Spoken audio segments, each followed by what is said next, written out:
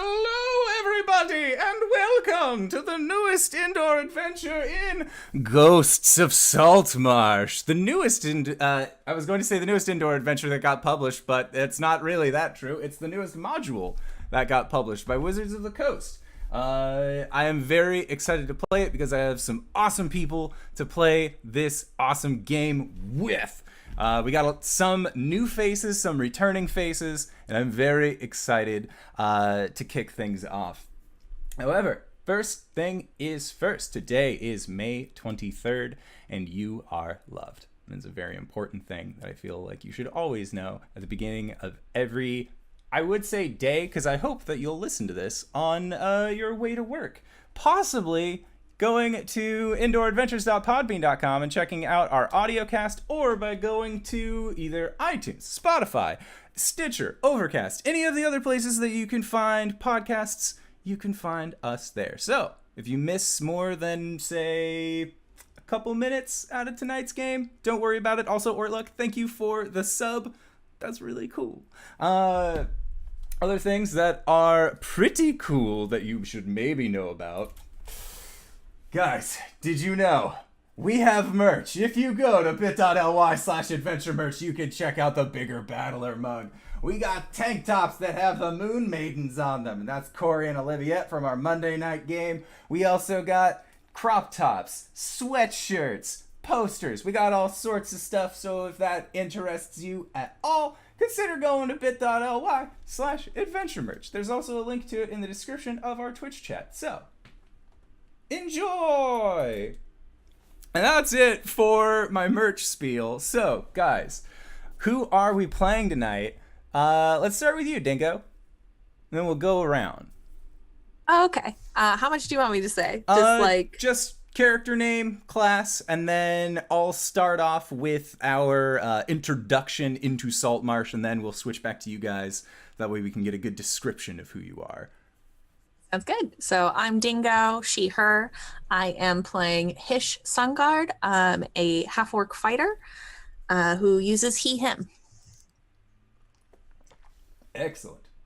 Keanu, who are you playing tonight? Hi, I'm Reeves or Keanu, either way. I am playing Ulman Dark, a human rogue. Uses he, him pronouns. All right, and Cyber, who you playing? Hi, I am Cyber. I use he, him pronouns. I am playing Albus, the Kalashtra Bard, who also uses he, him pronouns. And Kylan, who you playing? Hi everyone, I'm KyleWithAnN. I will be playing Jilfa'en Larandar, Jill for short, who is going to be our half-elf cleric, and we both use she, her. Excellent. And I am the indoor adventurer. I use he, him, and I will be your dungeon master for this evening. Now, this is the first time that any of us have really gotten a chance, I think, unless there are any of you out there who played the AD&D Saltmarsh Adventures, to really get to know our current setting. So, let's lay that out on the table. Currently, Ghosts of Saltmarsh is very modular in the areas that it can go to. So you can either place it in Greyhawk, you can place it in the Forgotten Realms, you can place it in the Taldora campaign, you can place it in pretty much anywhere that you want, as long as there is a coastline and a marsh nearby. So like if you have both of those checkboxes, you're solid. Currently, we are going to be setting ours in the Forgotten Realms, where the town of Saltmarsh is currently located south of Neverwinter and north of Waterdeep, right above the Mire of Dead Men. Now, there are, in Saltmarsh, it is a very trade-centric town. And recently, there have been a collective of dwarves that have opened up a mine, as they believe that they have found a brand new cache of minerals underneath the grounds nearby the city. The local population of Saltmarsh doesn't really have the most belief in these dwarves to actually find anything. And throughout the campaign, you will find that most of the people here are either going to be traditionalists in their way of thinking and believing that Saltmarsh was fine the way that it was before the Lord's Alliance attempted to influence them in any way, shape, or form, Or you will find people who are supporters of the Lord's Alliance and wish that Saltmarsh would just be kind of brought in to this alliance, so that way they could have protection through the crown, they could have a stable economy, and they wouldn't necessarily have to worry so much about whether or not monsters are going to come and attack their town. Also, Saltmarsh is a hotbed for smuggling. Now, one of the key parts about this smuggling operation is that the majority of people here don't see it as a problem. They see it as a victimless crime, mostly because they have never been brought into the Lord's Alliance before, so they've never had to worry about paying taxes to a much larger societal body. So, to them, it's not hurting anybody. Who cares if people just bring some merchandise through their town from point A to point B? As a result of that, though, there are many pirates who dwell here. There are many smugglers, many merchants, and a lot of other opportunists who are looking to make a quick buck within the town of Saltmarsh, as it's possibly going to be at the front of an economic boom. The weather is genuinely and generally very cold, and even during the summers when it gets warm, there is still a cool sea breeze that tends to wash through. If you are familiar with any of the seasons from Waterdeep Dragon Heist, imagine that to some degree, although still just a little bit more of a chilled environment, as it is very close to the Mire of Dead Men, so they have a waterfront on more sides than just the initial coast. There have been problems with not only lizard men, but also beasts and other rampant creatures that live around the city of Saltmarsh itself, but also that exist in the Mire of Dead Men, as well as creatures that have come from the woods. Now, this is very stable. It's more than just a town. It is a city. You can find multiple bars there. You can find multiple establishments if you're looking for general goods. If nobody makes it there, well, they're only a few days travel away from either Waterdeep or Neverwinter, so most of your orders can actually get filled pretty quickly if you are looking for something. Now, let's get into our characters, because we're going to be doing a little bit of establishing, because this is almost like a session 0. I like having the first sessions of our modules be more of like a 0.5. Like the first half or so will be you guys telling me more about your characters. We'll figure out the situation that kind of leads you all together, and then the second half of this is going to be us beginning that adventure. So let's start with Jill, and it's Jilfa or Hilfa? Jilfa'en. Jilfa'en is her full name. Okay. Yep, I'm sure that's exactly how it's pronounced, the way I made it up in my head. Well, you made it up, so that is the case. Yes. Oh boy. Well, I mean, what do you wanna hear about Let's me? start with physical descriptions. What does your character look like? Okay, certainly. So, she is a half elf, so she does kind of have the standard half elf ears. She's a little pale. She looks almost like kind of like a sickly, tired complexion. However, she has like a very lithe and athletic physique. She has like long black hair that kind of has like that bluish tint to it. It's so black. It's kind of wavy and it's up in like that half ponytail. She has like grayish blue eyes. She has dark makeup on, like dark eye makeup and lip makeup. Let's see.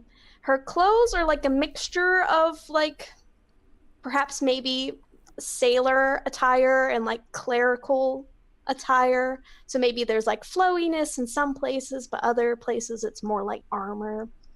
And she wears fingerless gloves. And I think that's it. All right. So you are a cleric of Umberley, correct? I am. All right. So, with clerics of Umberley, one of the things that people really appreciate about them, which is a very hard situation to get into, because most of the time when you say I worship a cruel sea goddess, Most people will give you at least a couple steps back, but the majority of sea captains know that a cleric of Umberly is almost required when setting out on any long sea voyage. So at this point in your time, would you say that you have been a successful cleric, that you have gone on several sea voyages, or are you more looking for this initial jumping off point to then really start your mission in delivering the good news about the cruel sea? I would say that she has done this for a little while, maybe about like a year or two-ish. And I think what was so helpful in helping her get started is that she already had a sailing background, but due to a change in life path, she now does less so the sailing and is more kind of the good luck charm. So I think she has a little bit of a reputation, not super renowned, but the reputation that any cleric of Umberly would have, I think. Fair enough. And it's not like there are very many of you all along the Sword Coast. So when you do find one that is willing to hop on board, it is seen as a good luck moment. It is seen as a small blessing. So yeah, you have made your way to Saltmarsh pretty recently, I would say, maybe within the last day or so, finally having come into port. And looking at the town, it looks very busy. It looks like it is primarily human. And you see that there are several dwarves, dwarves being mostly the secondary population of this city. And you see elves and half-orcs kind of spaced sporadically because, again, there is a very large, thriving dock. So anybody who really comes through here and needs to stop, they're more than welcome to stay, as the people of Saltmarsh aren't necessarily going to be shooing them away because of any kind of racial preference, unless they see it's like a wild lizard man, in which case that's more of a defense thing, more so than it is trying to be like, no, we don't like you. So yeah, you have been in Saltmarsh for several days now, and at this point in time, you are currently making your way to the snapping line. You've been here previously. This is perhaps the most accommodating of bars within the town of Saltmarsh, as it has several rooms that are available for rent, and the clientele seems much more accustomed to dealing with non-murderers or pirates. Like, this is like the safe bar in town. And you know that several dockhands have been hired for later night shifts, so that way, in case there is any kind of ruckus or rabble-rousing, that it gets quashed pretty well. And over the last several days, you've been hearing of this man who, this poacher, who pretty frequently comes to this bar, and he's been down on his luck, and he is currently trying to get people to buy him some sort of food or beverage, and in return he says that he will give them a story, a piece of local lore about a creepy house that exists up on the hill towards the south of the city. And he's currently in the process of hitting up some locals, but you're thinking that tonight might be the night that somebody actually takes him up on this offer, as you see that there are some individuals that are currently, they seem to be listening more intently and are actually kind of figuring out how best to go about getting the story from this guy. And that is where we will go to Albus and Ulman. So we'll start with character descriptions of the two of you. So Albus, would you like to tell us what you look like? Sure, I look like that. Okay. For our audiocast listeners. So, for audiocast listeners, I just pointed at a picture below me. But for you guys and for everybody at the table, I am I look like this, like 35 ish year old human man, short-ish brown hair, and a full but short brown beard, very dark eyes. I'm wearing literally the only description that I have is a brown overcoat, and that is it. But are we like walking at this point? Like This is going to sit? let's say that the two of you are walking. Yeah. So as we're walking, I'm just sort of just like wincing in some sort of pain, because Albus suffers from really bad headaches all in time, because I have to touch very close to home with this character. All right. So yeah, we'll say that you and Ulman, how long have the two of you been in this town?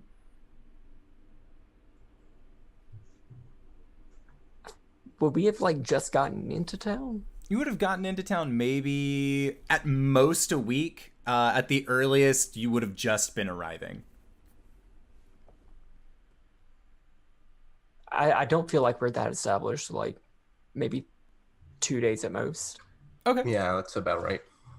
All right. Sounds good. So yeah, Ulman, what do you look like for the passersby of the town as they kind of watch you and Albus just steadily walk by?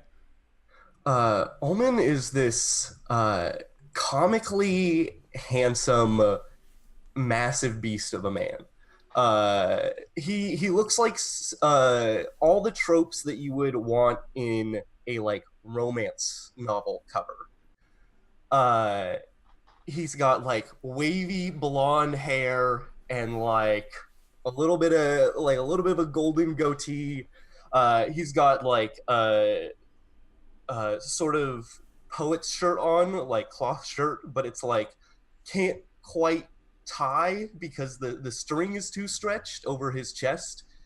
And otherwise he is like dressed very casually for travel. He's got like a small hunting dagger on his belt and is like carrying a backpack. Okay. Yeah, so the two of you have kind of asked around to find out a good place where you could possibly stay, look for work, kind of find out more about the town. And that is when the both of you are then referred to the Snapping Line. Just this local establishment that is run by a local and is known for a alcohol that involves the fermentation of pieces of fish and potato. And the locals say very straight that it is a acquired taste. And they don't really seem to have the most positive of words to say about it, but at the same time, it grows on you. And It sounds delicious. And as the two of you make your way to the Snapping Line, you open up, or as you walk in, you can just smell this very, very thick scent of fish that just sort of seems to permeate everything in here. You can smell food faintly that is being cooked in the kitchen. Like it smells more like a fish market in here than the actual fish market in town. And looking around, you're pretty sure that the walls have never been cleaned and that the majority of this fish smell is now just kind of ingrained into the wood of this building. And as the two of you make your way into this bar, you see that there is a kind of weary-looking man.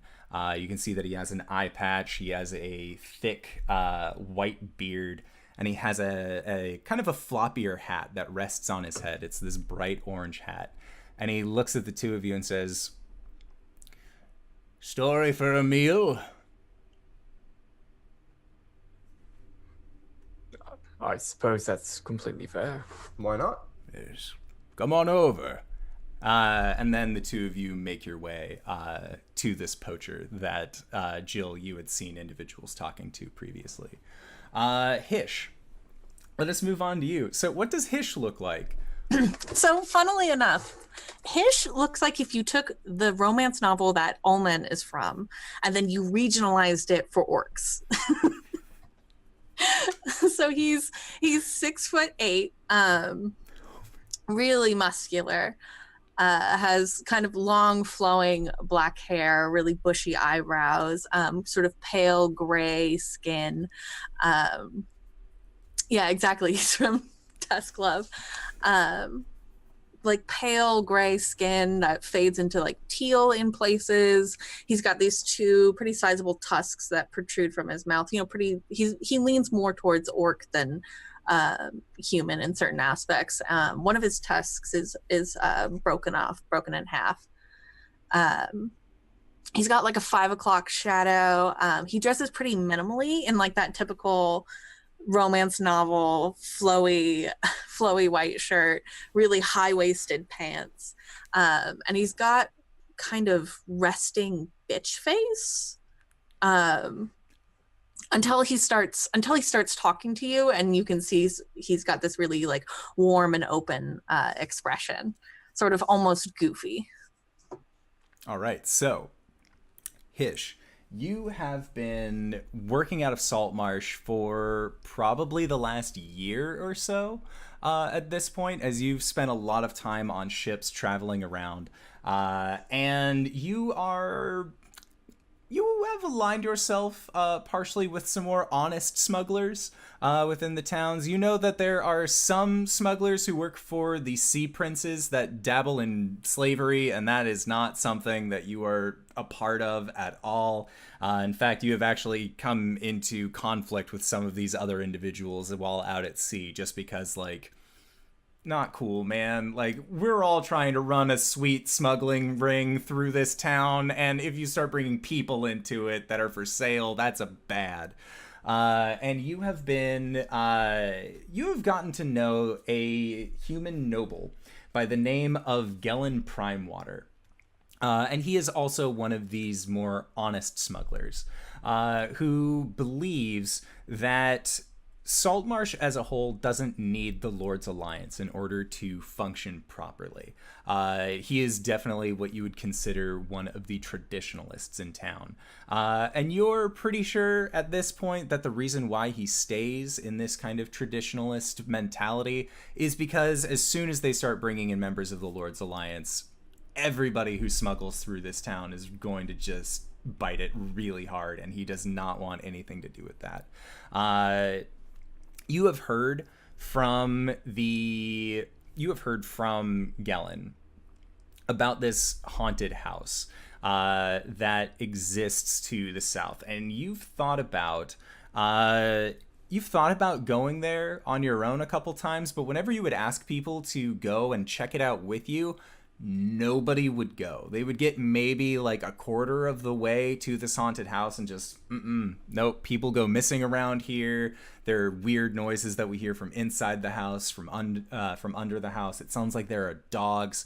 They just really are unsettled by this. And Gellan lets you know that part of that the council, they don't really try and make it known because it seems like more of a dangerous venture, but there is currently almost like a secret reward for anybody who goes and clears out this haunted house and can come back to the town with proof of whatever was inside, that people would be willing to then, the town itself would actually be able to reward those individuals with a lump sum of 200 gold pieces, which that seems like quite a pretty penny, and that you wouldn't have to necessarily work more than you wanted to for at least a couple weeks. I mean, 200 gold can get you a pretty long way here in Saltmarsh, and can probably get you even farther away from Saltmarsh if you were looking to buy passage on a ship.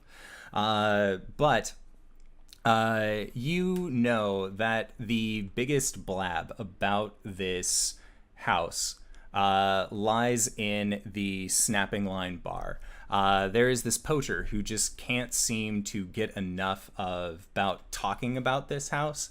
And every time that you have heard him tell the tale, it always sounds more ridiculous and made up than the last time somebody told this tale, as if he is really at this point, he doesn't even believe the things that he's saying, but if it can get him a free meal, he wants the meal to at least be worth it. So currently, you are in the Snapping Line bar as well, just enjoying a quiet evening. You weren't necessarily looking to hang out with any of the other smugglers or pirates or other rabble-rousers that hang out in one of the other bars of town.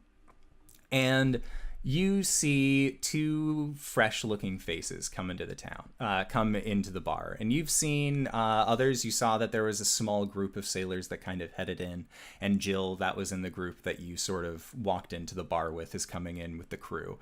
But the two of you see these two very fresh-faced looking individuals, where this eye-patched fellow that has this long hat on calls them over, and they seem to be being beckoned in for a story. And immediately the storyteller calls after one of the waiters and says, "They'll be picking up my tab for the evening, at least for this next meal. Thank you again." And he lists off kind of an expensive dish for what the menu has, but he assures you that it is for the quantity versus the quality, as he is just looking to eat one very large meal rather than try and eat 3 smaller meals. He doesn't believe in that. He thinks that that's just a load of hokey. And he says to the two of you, Albus and Ulman, "On the hill to the south, about 4 miles or so, there's a house that nobody comes back from, except for me. I went there about 5 years ago now, and, well, I made it to the door and looked inside, and it was a terrible place. There were footprints, almost like mud, that seemed to track themselves along the floors. I could hear barking coming from upstairs, and the sound of claws against the wood. Oh, the things that go on in this house. It shakes whenever it gets too windy, but not because the wind is strong, but because it shakes the earth from under it. Now, many adventurers go to investigate the house, but I assure you, you have my word as an honest businessman and a famous storyteller. That house is no good. No good at all." Can I make an insight check? Yes. I also wanted to see if I could overhear and make an insight check. Anyone who wants to can make an insight check. First roll of the night, 6. 16. All right. Ulman, are you verifying? I think that Omen is like enraptured by this story. He's like too into it to care whether it's a lie or not. Okay. Albus, you have a faint... Your bullshit meter is like just peaking a little bit. You're not really sure. There's some things that don't sound credible. But in this world, ghosts and hauntings and other things they do happen. These things have happened before, and part of you does believe what this guy's saying, that this seems like a very incredibly spooky house. Jill, you don't buy this for a minute. As soon as this guy starts talking, you've been in several port towns before. This is just another guy looking for a meal. Yeah, she's probably like ordered a drink at this point, probably like some elven wine or something. Is just kind of like smirking over the top of her glass, but doesn't really say anything. And he looks back at you, Albus, and he looks at you, Omen, and says, "It's true. Where do you think this eye went?" And he lifts up his eye patch, and you can just see that there's milky white underneath. And he puts his eye patch back down. He says, When I was knocked out while inside of the house, they took my vision. Now I see terrible things, horrible things. Oh, the terrors." Like what? What sort of terrors? I've seen women... His own reflection in the mirror. How did... Mad, sir! I will not stand for such...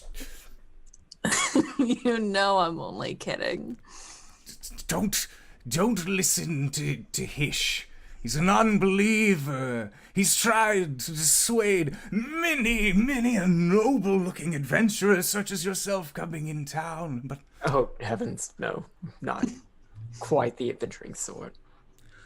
Well, good. Because it would take an adventurer's heart to go up to that cursed place. I must say the delivery is excellent. However, the content has much to be desired. Who are you? You newcomer? Do you know of the terrors of this haunted house? Do you know of the sinister secrets that Saltmarsh holds? Roll credits.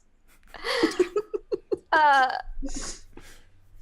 can't say I do, but I don't believe it's as fantastical as you make it sound. There's creaky houses everywhere. This isn't like any other creaky house. It took my eye. There are noises that come from that place. People don't come back. Sounds quite terrible. It is. It is. And at this point, the food has been brought back and set in front of him with a mug of ale. Or it looks like ale, but as you kind of get more of a vantage point on it, it seems almost like a reddish color, like it could be wine, but... Oh, that's Keon. But it just does, like, it doesn't seem good. It smells very heavily of this deep fishy smell that sort of just permeates from it, and you are pretty sure this is one of the local delicacies that you were warned of. Albus was pretty on edge after the story was told, and this guy was getting like all up in his story, all about his horrible visions. As soon as the food is brought out and the fishy smell starts permeating everything, that edge goes away. Like, it's just a little bit more comforting. Now, and then you are able to order anything that you would like as well. If you would like to sample this fish wine, or if you would like to try any of the other spirits that they have. Sure. Okay. Mark off 2 silver pieces. And however much he was taken. Yes. And this guy's meal and drink end up being a total of 1 gold piece in order to listen to his story.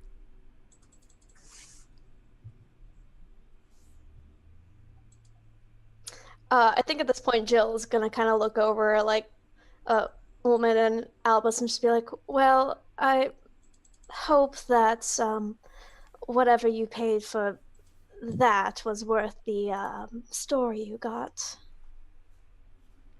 To be fair, he's getting better at telling it. Oh, really? Gets better every time. Well, I'm sure the multiple attempts at swindling people improves. Well, Practice makes, perfection. I don't know if I'd call it swindling. Storytelling is an honest way of living. It's an honest art. So, is there no monster at this house? There is a monster. I've seen it. It's to be determined whether the monster is there or not. Well, I have to say I was very enraptured in his story, and it's always nice to hear a wonderful storyteller such as this fine gentleman. Thank you. Ow. And he picks up his tray of food and puts his drink underneath his arm a little bit and says, I will not be talked down to by Hish and this whatever sailor you are. If that's the case, I'm just going to yeah, and he just kind of like picks his things up and exits. He goes over and you see that he actually leaves the bar, and as he tries to do so, with his spirits and with his food, one of the bar workers actually stops him, and he says, I'm just gonna eat outside. I always bring the plates back in. And he says, okay, last time you didn't, and we got into a real stink about this, so make sure to bring it back. And just walks out, and the barkeeper ends up going back, leaving the four of you here in the bar. Oh, I'm sorry, I seem to be terribly rude at the moment. My name is Albus. I'm Hish, and don't worry about it. He'll drink so much he'll forget about it in the morning. It's a pleasure to meet you. And he holds out his hand and to you. And he shakes it. And this is my companion, Omen. I give you a broad grin, grasp your hand. A pleasure to meet you. Oh, I like your attitude. And, my lady, you are? Oh, please. I don't believe we've met. Jilfa'en, but most call me Jill.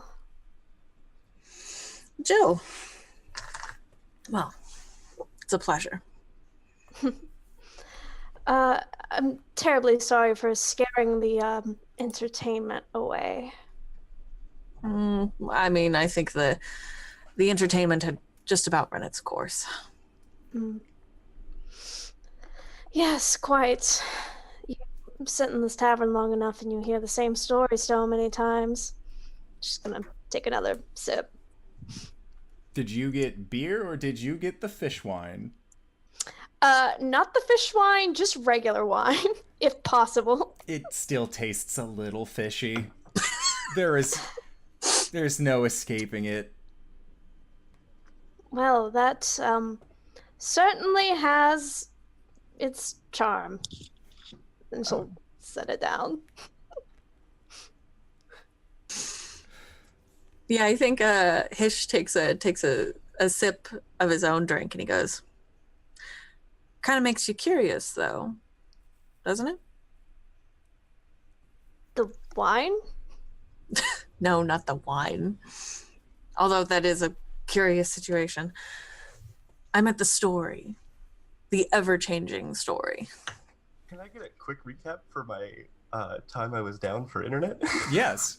Had to join in on my phone. They berated the storyteller enough that he left. That's pretty much it. And then you guys ended up kind of converging into a central point as Ulman, you and Albus waited for your drinks, if you had purchased any. I want a fish wine, please. Okay, you will totally receive a fish wine. That will be 2 silver pieces.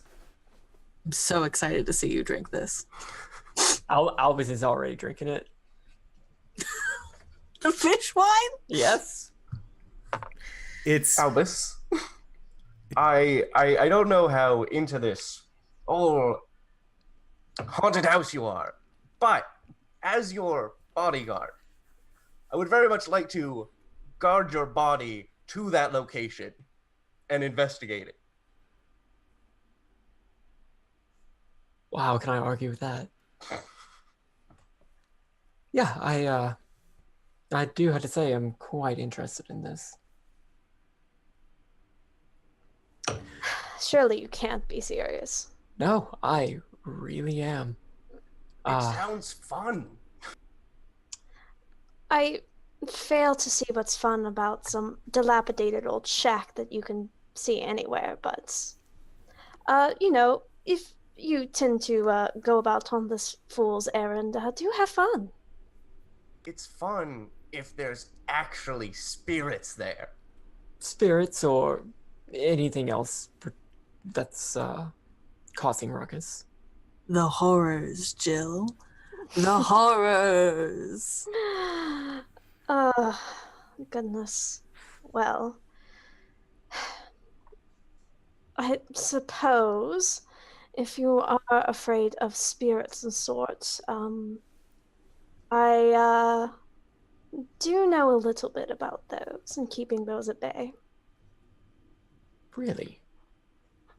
Well, not too much, but well, look, there's no spirits whatsoever. There's no haunted houses, but should you go and should there be spirits and you were thinking, gee, I wish there was someone along who knew how to deal with spirits, well,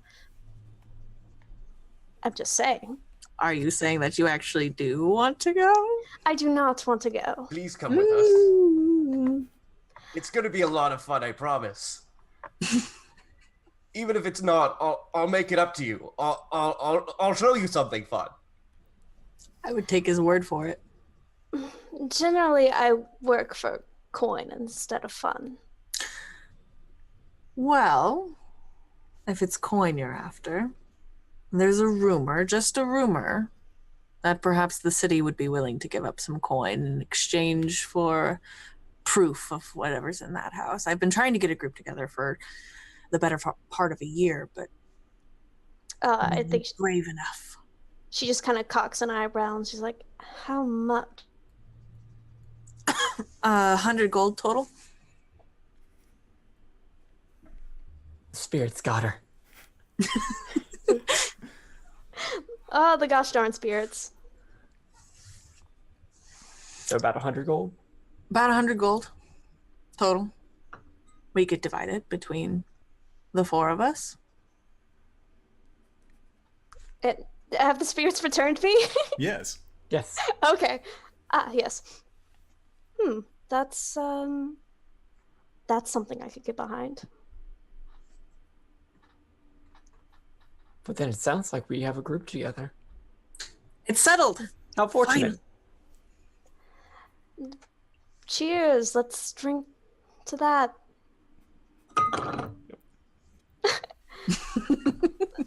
Oh. Sipping the fish wine. Just watching Omen chug the fish wine just kind of makes Jill like lose her appetite a little bit. So she's kind of like, ooh. Just one massive gulp. It doesn't like spill out of the side at all. It seems like he is able to just perfectly aim this wine into his gullet. Albus quickly sips it. That's Drinks okay. like a fish. That's How fitting. certainly a sight. Okay. So, when do you wish to depart for said haunted house? Well, it's about 4 miles away.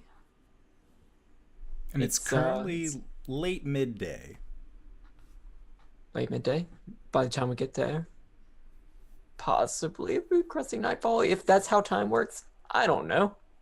I don't know how quickly we can walk. We'll say that you guys know that if you set off by the time that you would get there, it would just be getting dusk, which is the perfect time to investigate a spooky house. Well, look at my wrist. I say we go right now. Sure, I could finish my drink and go immediately if that's what we wanted. I could go without finishing my drink at this point. Even the regular wine is fishy. I'm not usually a wine man, but I'll finish it for you. He sort of scooped it towards him. Thank you. Right, well, whenever you lovely gentlemen wish to depart, we can be on our way. That's when Hish, yes, stands up and empties his drink. Less, not quite as the one gulp, but finishes both the drinks and heads off with the three of you. All right. So as the four of you exit the snapping line and begin making your way towards the south gate of the city, you see sitting up against the wall of this bar on the outside is this storyteller.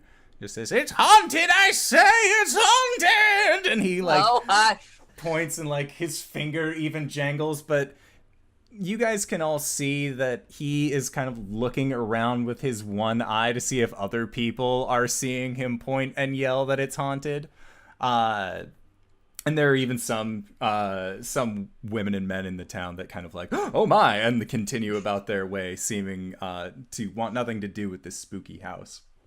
And as you guys make your way outside of the city and begin heading up towards this house, you actually see that there are several other individuals from town that are kind of walking with you, more just like, are you really gonna do it? Are you actually gonna go and check out the house? That's insane! Crazy people would do that! And they walk probably about a half mile with you before they realize they're actually going to do it. You guys are going to investigate this spoopy house. And they just kind of like put their hands up, shake their head. Nuh-uh. Nope. And they all back off, leaving the four of you to wander towards this haunted house that you can kind of see off in the distance as your walk progresses. As the majority of them stop to turn back to town, I want to turn around, shoot them a beaming smile and thumbs up and say, "Never fear, Omen Dark is here." Yes. All right. So, as you guys continue your way up to this house, the road that leads up to this house is along rocky coastal terrain, and there are multiple viewing patches where you can see that there are no guardrails, but instead it looks like just straight cliff face down from the road that you are walking, just directly down into the ocean. And it looks like it is possibly about an 80 to 100 foot fall. This would kill most anybody, as you see that there are also just these large jagged rocks that kind of stick up. And Hish, you've heard that this is probably the most dangerous part about this haunted house, is that stupid drunks who are fueled on adventure think that they can just run up to this house, and a lot of the time they kind of just slip off and meet a more grisly demise that way. So you make sure that everybody is careful walking up, making sure to point out as the light gets dimmer, as you see that two of your new companions look human enough that you're pretty sure that they don't have any kind of dark vision, so you're more just looking out for them, so that way they don't end up meeting any kind of pratfalls along the way. And as you guys finally approach, you see this dilapidated building. It looks like it has 3 stories to it, and the majority of these windows are all boarded up, and they are completely closed off. You can see that there is a wooden shutter that, with the wind, just occasionally slams itself shut, just kind of clattering, and you can hear this house just groaning. There seems to be a large break in the roof, so you're pretty sure that with the amount of rainfall that happens in this area, that this house, once you go inside, isn't going to be the most stable of places if you were to go up onto higher levels. But overall, it just looks like a house. It looks like a very, very rundown house. You don't hear any of these dog barks that you've been warned of. You don't see the house shaking or with a weird aura around it. It just looks abandoned.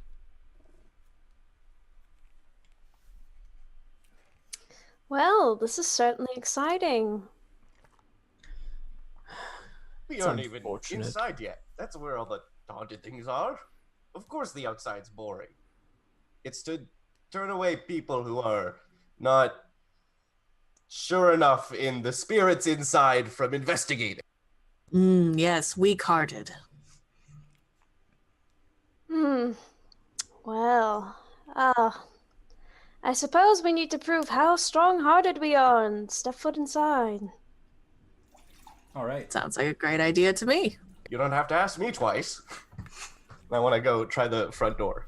All right, so you go and try the front door, but the door itself, as you guys kind of walk up, you can see that the door is actually, it's locked. There doesn't seem to be there doesn't seem to really be a reason for it to be locked, based on your assumption. But for the most part, I mean, you lock doors to keep out vagrants and other people that are trying to sleep in a home. It might just be that the city was tired of having people come up here.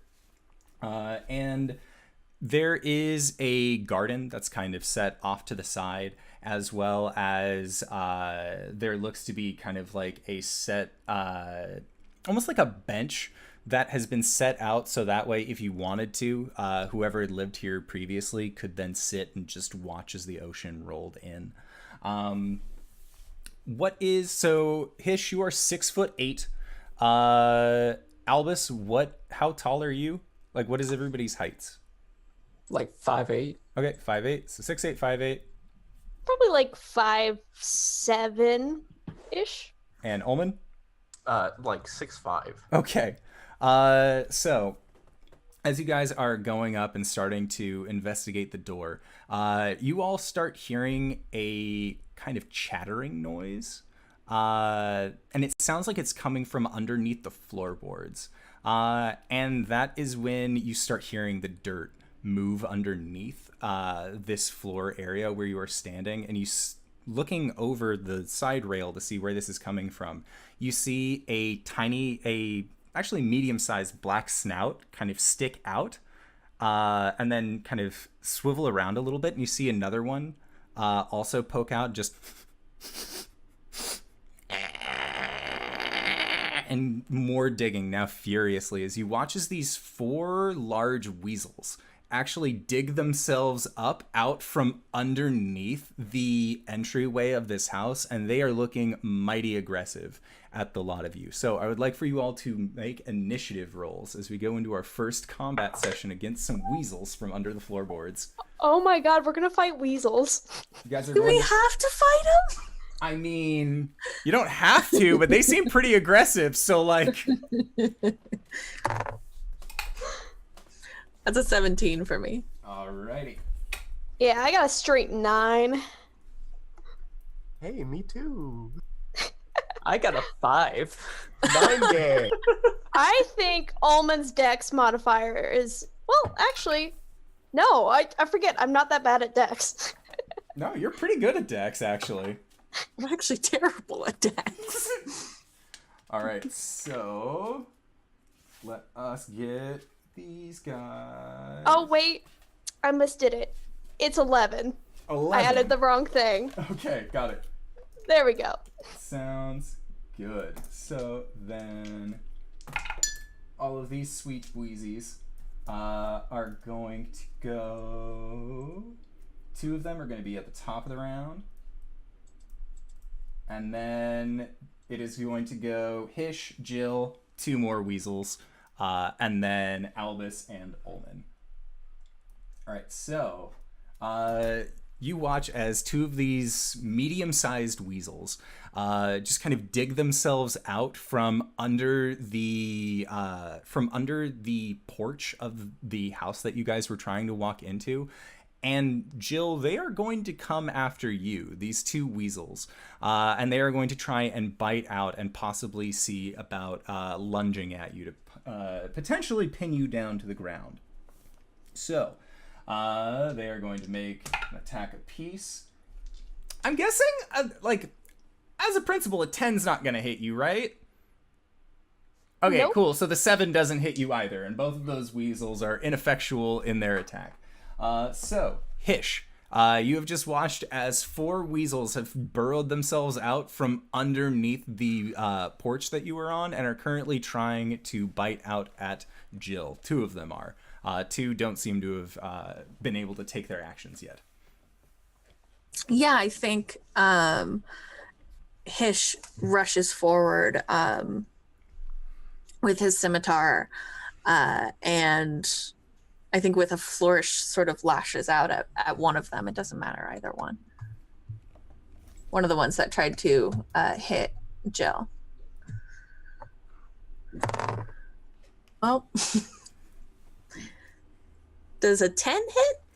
So as your scimitar swings down, this sweet Wheezy just kind of wriggles out of the way. Your scimitar just like almost about to find purpose, but they're just furry noodles, and it does the furry noodle thing of just getting out of the way as soon as you try and strike it. So your attack misses. Next up, unless you had a bonus action. I do not think I have a bonus action. All right, sounds good. So next up, Jill. I have a question. A weird question. How far away is the cliff edge? The cliff edge looks like it is maybe 20 feet away from where you guys are. Dang. Okay. Let's see. What do I want to do to these sweet Wheezies? None of them have taken damage yet. You know what? I think Jill at this point is going to pull out her shield, which on the front has like two diverging waves on it, and just like a big ass warhammer, and is just gonna play whack-a-mole with these sweet Wheezies. Okay. Do it. 19. 19 will hit. Roll for damage. All right, Weasel, you have met your last. That's going to be 7 points of bludgeoning damage. Okay. So this weasel, as you strike out against it, lets out a very loud meow as your hammer kind of hits against it, but it's still moving, and it looks at you very upset for the damage that you have inflicted upon it. So next up is going to be the two others, and they are going to then come out of from underneath the porch area, and seeing that Hish has this you have a scimitar as your weapon, so seeing that Hish has this scimitar, seeing that you have your shield and your warhammer out, they're going to look at Albus and look at Ulman as well, and they are going to try and swarm you, Jill, as it seems like they are more trying to go after the shortest person in the group, seeing as how, by laws of nature, you are therefore the least intimidating. So they are going to try and go after you. Does an 18 hit? An 18 does hit. Okay, so that is going to be 4 points of piercing damage. I would like to use a reaction. Do it. I would like to, let's see, 4 points of damage. I would like to lash out at this Wheezy that just hit me with Wrath of the Storm. So you need to make a dex saving throw. Okay. That's a 4, so I'm assuming that is low enough to fail your DC. Yes, so 2d8 thunder or lightning damage. Let's just go with thunder damage, I guess. Okay. That's going to be 12 points of thunder damage. All right, so you, as this weasel bites out against you, how does it manifest? What does it look like when you use this Wrath of the Storm? I think like she has like a holy symbol that she probably kind of wears around her neck, and it starts. She probably like grafts onto it and it, like glows a little bit, and just like a burst of like energy, the booming of thunder. Okay, so with this thunderclap, you watch as this medium-sized weasel just gets flung back from the power of the power that is being released by your inner storms, and it does not keep moving. It is very much just dunzo, laying on the ground. Maybe you pushed it back probably about 10 feet with the strength of this burst. So it is no longer directly on you, and it is removed from combat. Very effectively at that. So, next up, Omen. You're muted, sire. Omen like steps 1 foot back, almost like a gunslinger, and like hovers his hand over his hunting knife and flicks it out and like spins it in his hand and grabs it and like lunges down at one of the ferrets. One of these large Weasels. weasels. All right. Roll to hit. That's the first nat 20 of the game. Womp, womp, womp, womp. Yes. All right, roll for damage. Yay! What is critting in this system? For how I do crits, some people will do roll one set of dice and then times the overall by 2. I prefer to just roll twice as many dice because I feel like it's more gratifying. Okay, and do I have advantage on this for purposes of sneak attack? You are within 5 feet of another party member, so your sneak attack will still trigger. Cool. Wow. Double ones. Destroy this weasel. 31. So that's 3, and do I double the modifier or just one? No, modifier? just one modifier. Okay, so that's 7 damage total on my crit. So, you stab this weasel, and it hits in just the absolute perfect spot. You know that on a regular-sized weasel, this would be a kill shot. But you didn't accommodate for how large this weasel was in comparison, and it just turns and looks at you and begins to just bare its teeth and growl. It is still alive after your stabby crit. All right, next up, Albus. It's funny because that would have knocked me out. Albus starts talking as if he's reciting something. It does not sound like common or any language. It just sounds like a whole bunch of gook. I would like one of the weasels to make a wisdom save as I cast Vicious Mockery. Damaged or undamaged? Because there are 2 that are damaged and then 1 that's fine. One of the ones that's going to attack next. Okay. Sounds good. I am key smashing. Yeah. So it fails. Cool. So I think I can do 1d4 damage to it, and it will have disadvantage on the next attack. I think that's how Vicious Mockery works. Yeah, yes. I don't play 2 points of damage. Okay. Psychic damage. So, the one that was already injured, as you are making these babbling noises, just looks at you very curious, as it is not sure what is going on. The other is still very much in like, I'm gonna fight and die kind of mode. But this is like, what is this noise that's going on? And as you continue just verbally making gobbledygook, you watch as its eyes just kind of get wide and its eyes roll back and its body just seizes up a little bit and it just crumples down onto the ground. No longer. And in the same breath as I'm just like saying, over, like that stuff like that, I'm going to shift my attention to Omen. Omen, this is something that we've done before. As I keep saying these sounds, they start to make sense in your head, although you don't know what sense they make. And it's sort of just like your mind expands a little bit, like there's a little bit more room to think. Take a d6 of Bardic Inspiration. Nice. I dig it. All What right. is your character? I'm so on board.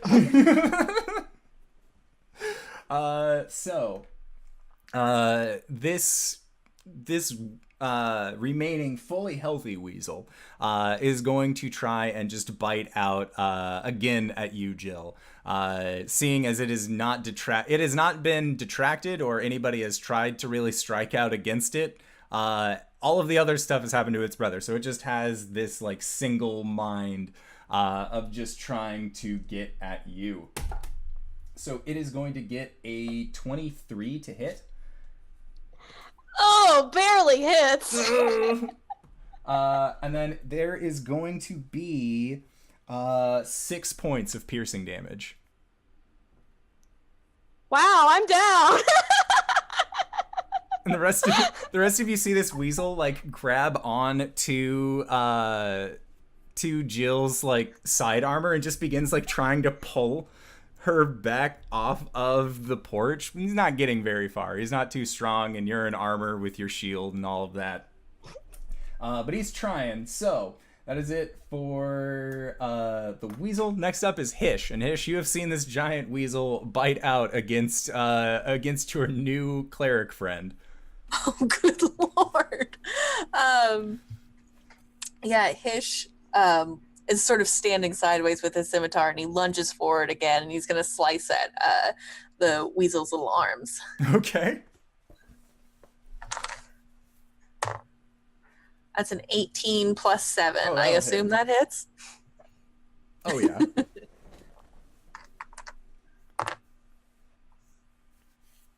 12, 14 damage. Because I add 2 because of my dueling. Oh, my God. Yeah, what does it look like when you drop this weasel? You said that you went for its legs? I think Hish went for the arms. But as he was lunging, probably just arced up a little bit too much and just went for like a full underbelly, just straight up the middle of this weasel. Weasel definitely stops moving and most certainly stops trying to drag Jill off. There is now Jill. It is your turn, so I would like for you to make a death save. Fantastic. Okay. 16. All right, you're good. All right, next up is one of the other remaining weasels, and it is the last of these remaining weasels that looks very, very hurt from a solid stab by Ulman, but it is still going to try and bite out against Ulman, as its focus was more directed towards you after that successful stab. So, does a 22 hit? Yeah. All right. 6 points of piercing damage coming your way. Big. Alrighty. And that is it for that weasel's turn. Omen, it is your go. Give me a sec. Sorry. Trying to interface with D&D Beyond. Don't vibrate my device, please. Give him a good stabbing. I'm gonna go right back at him. Finish this boy off. Will 17 hit? Oh, most certainly. Great. That's 11. All right. Yeah. He had 2. So, what does it look like when Omen drops this guy? I think Omen just grabs him by the neck again, and like in the exact same spot he stabbed him before, just deeper. This time. All right, sounds good. So yeah, you guys now are surrounded by 4 weasel bodies. Albus, what would you like to do? As your new friend is currently laying on the ground, having been accosted by some serious weasel. I would like to say 2 more words in deep speech, and let me cast a spell. Jill,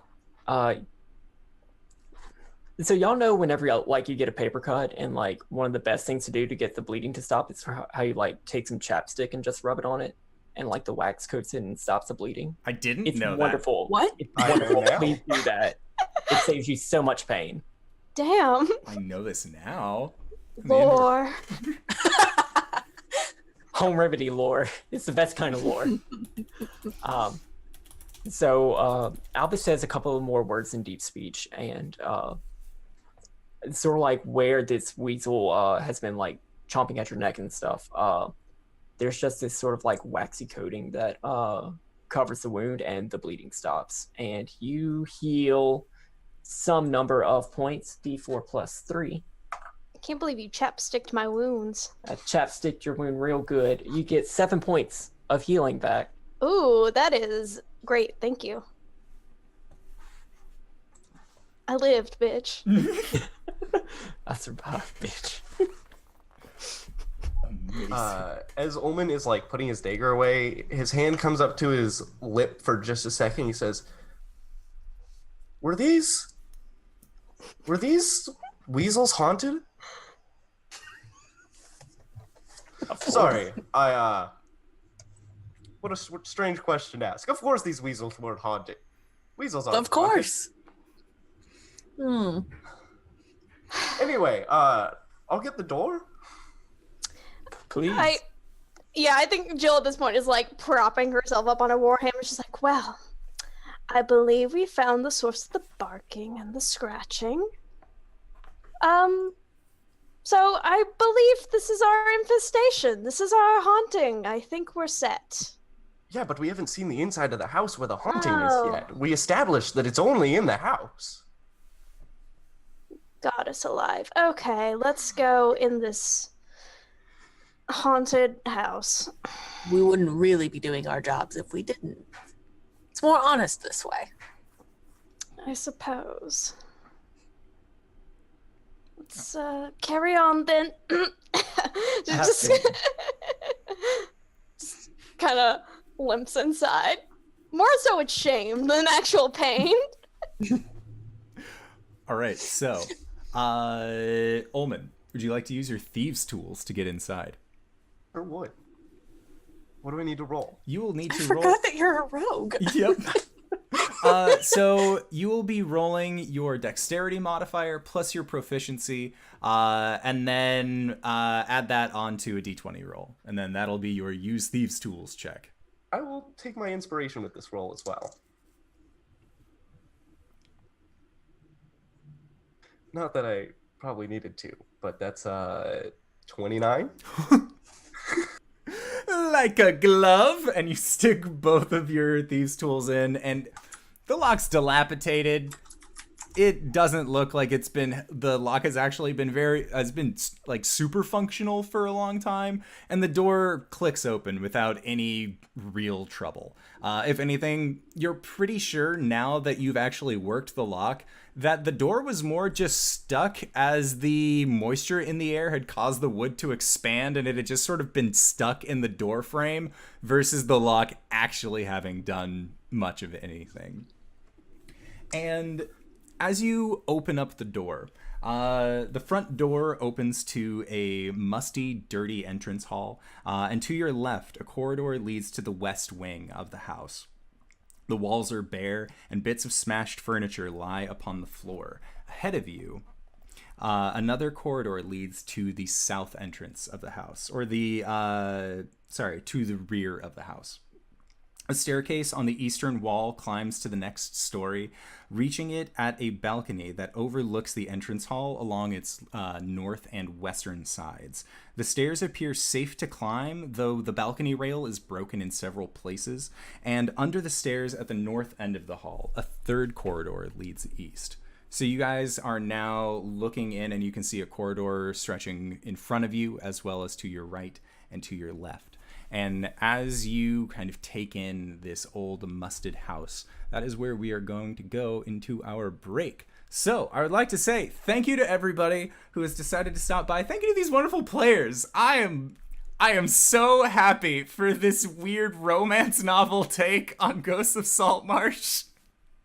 So choice. But we're going to try and be back in 5 to 10 minutes, so don't go no place unless it is to grab a food, grab a drink, grab a friend, possibly grab some merch at bit.ly/adventure merch where you can pick up mugs and shirts and stuff. We are going to try and be back soon, so don't go no place, and we will see you guys shortly. All right, everybody. Bye-bye! We're back!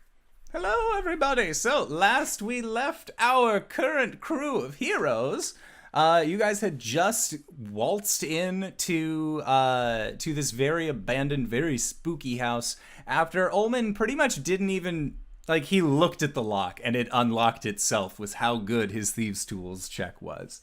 And looking inside of this mildewed house, you see that there is, again, the hallway that extends out towards the right side, to the left side, and then directly in front of you. Where would you guys like to go? Is kind of looking around this area. you can see that there is a lot of structural damage just from being exposed from that hole that was in the ceiling.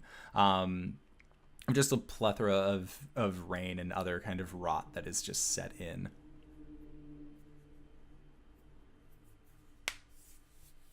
Well, in mazes you go left, so that's my vote. By all means. I would just like to investigate, if possible, see if there's any like little, I don't know, any sort of, is this really spooky haunted, or does it just look like, you know, there's fucking weasel scratches everywhere?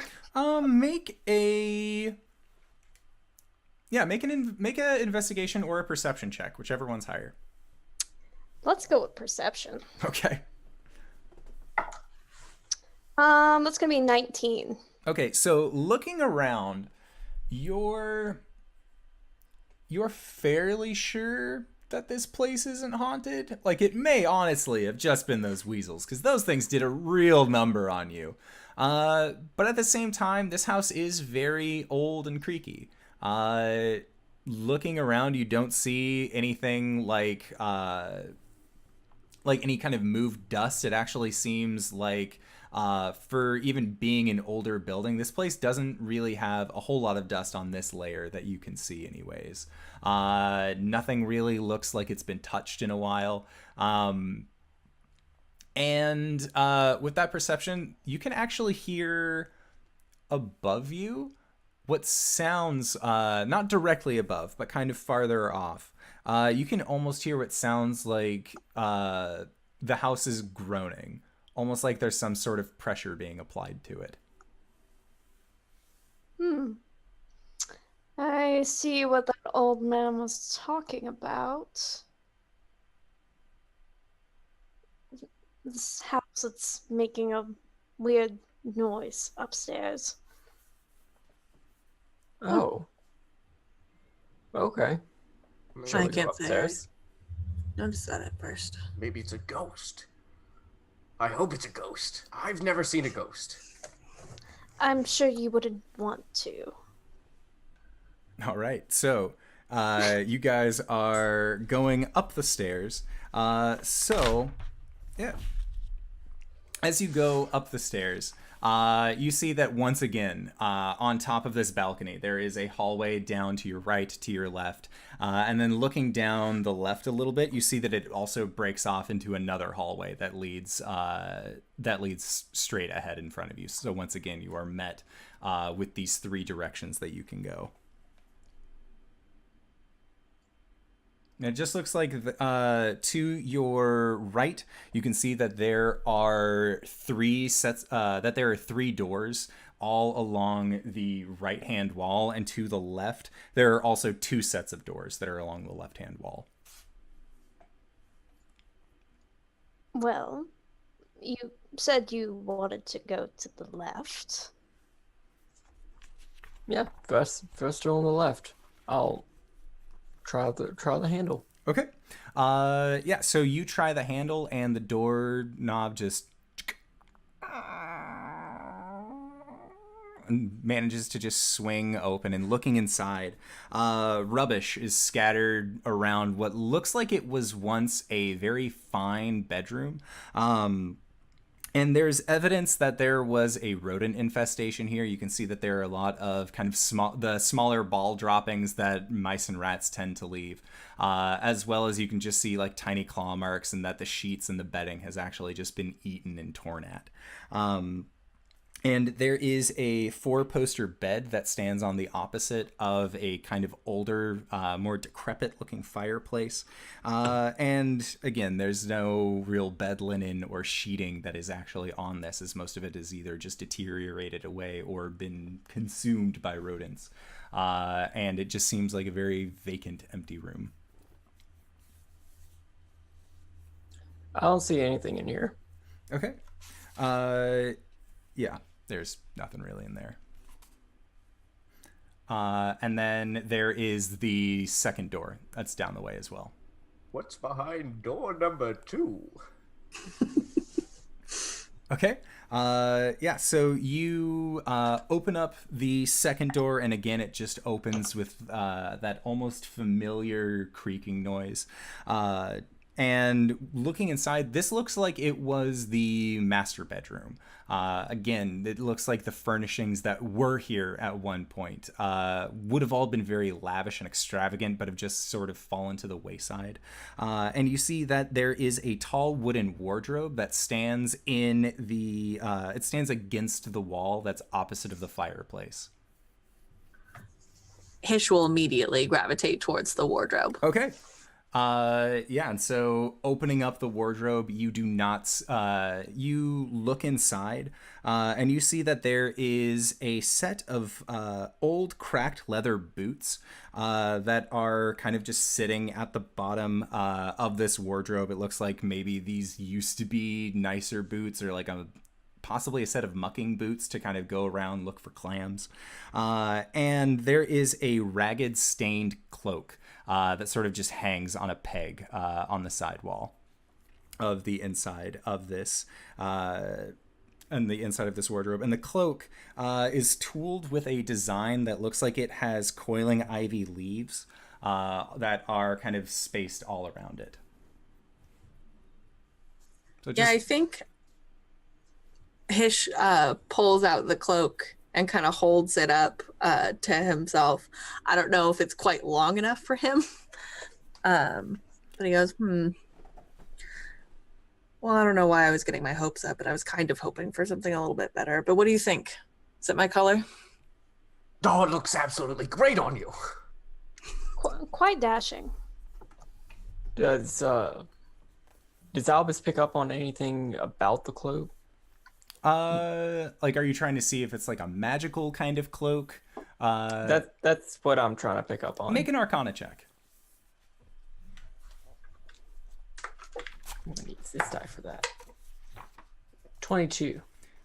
It does not seem to have any kind of magical property to it. It just looks like it was a kind of more ornate cloak that somehow survived the weathering of the rest of the house, kind of staying safer inside of this wardrobe. Yeah, I think Hish pulls it on, ties it around his neck. Okay. So as you pull it on and over yourself, there is so you are going to need to make a Constitution save for me. As you Indoor. wrap this cloak around you, as it kind of catches some light that's still peeking through some of the windows, you can all see that on the inside of this cloak is just layered with this thick yellowish mold. Oh. 15. Okay, so 15 is good on that. That is exactly what you needed. So you feel like your skin is just covered with this thick grime, and as you look at it, you can actually see it beginning to try and seep into your pores, but you manage to just kind of wipe off all of this mold very quickly. And you do not take any of the poison damage or gain the poison condition. You have willed yourself through this cloak. Ooh, should have looked out for that in the first place. Could have been real gross. But still a perfectly good cloak. You probably shouldn't take that with you. I would wash it thoroughly, but otherwise, why not? That's what I'm saying. Just thoroughly wash it when I get home. Sure. Be my guest. You're going to be jealous of it when it comes out of the wash looking almost brand new. Look, just because green things with have envy. been lost to the ages doesn't mean they're not worth picking up. Oh, sure, but by all means, put on moldy cloaks. Is there anything else that we would see is out of the ordinary in this room? No, it seemed like the only thing that was really in this room was just this wardrobe that had a singular cloak and a set of boots in it. That's disappointing. But so Albus is going to go across the hall to the door on the right.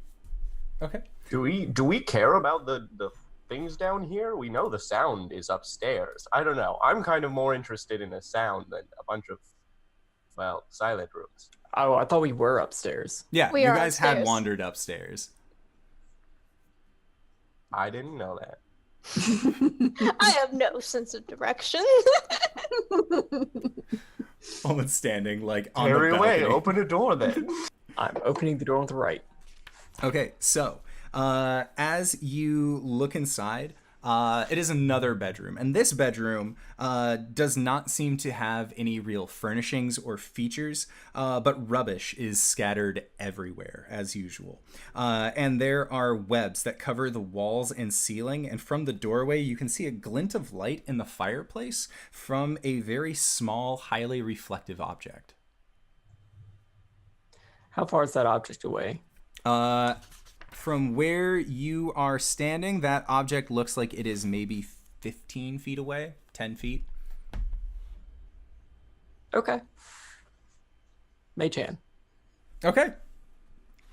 So, yeah, you mage hand out and just... Sort of like skirting the spiderwebs away. Okay. And as you do, make a perception check.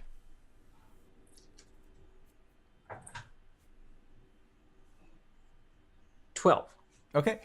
So with your 12, kind of as you're mage handing and looking around, you see that there are a plethora of spiders that are just kind of hanging along the ceiling that sort of just seem to be creeping and crawling. And as your hand goes out, you see that some of them actually begin to skitter towards the wall and descend down the wall towards where the mage hand is. As you are brushing out these webs, just kind of knocking them away.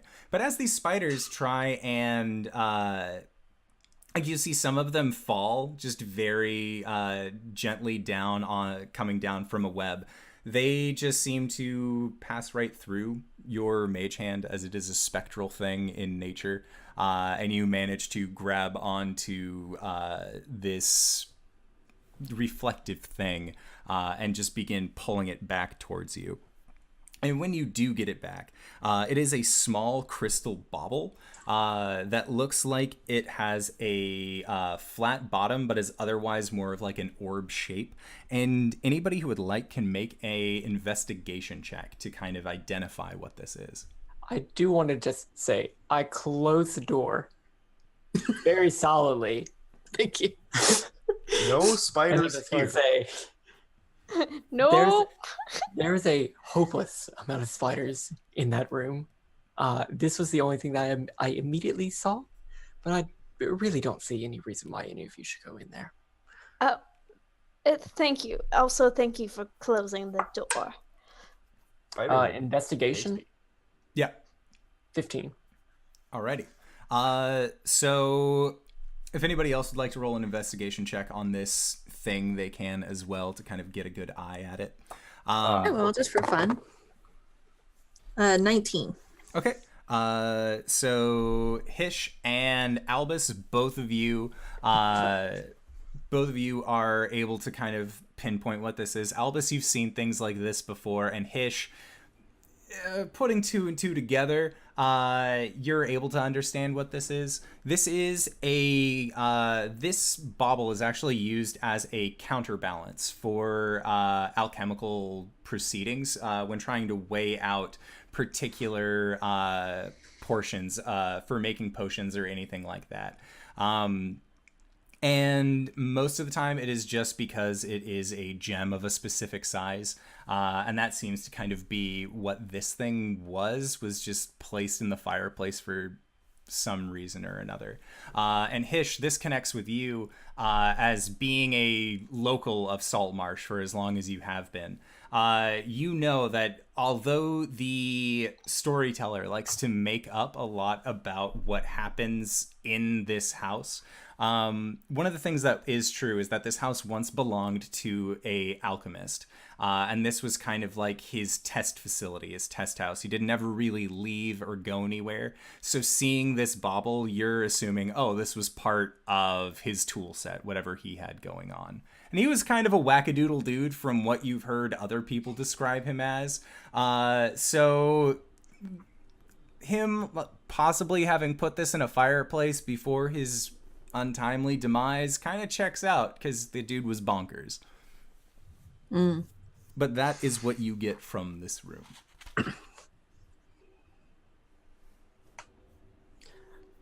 So, I'm not seeing why we need to hold on to this, but Is it worth anything? You'd know that it's worth about 5 silver. It's worth a drink. worth another swindler's story. We might make a nice souvenir if you're, want to look back and think fondly of this trip.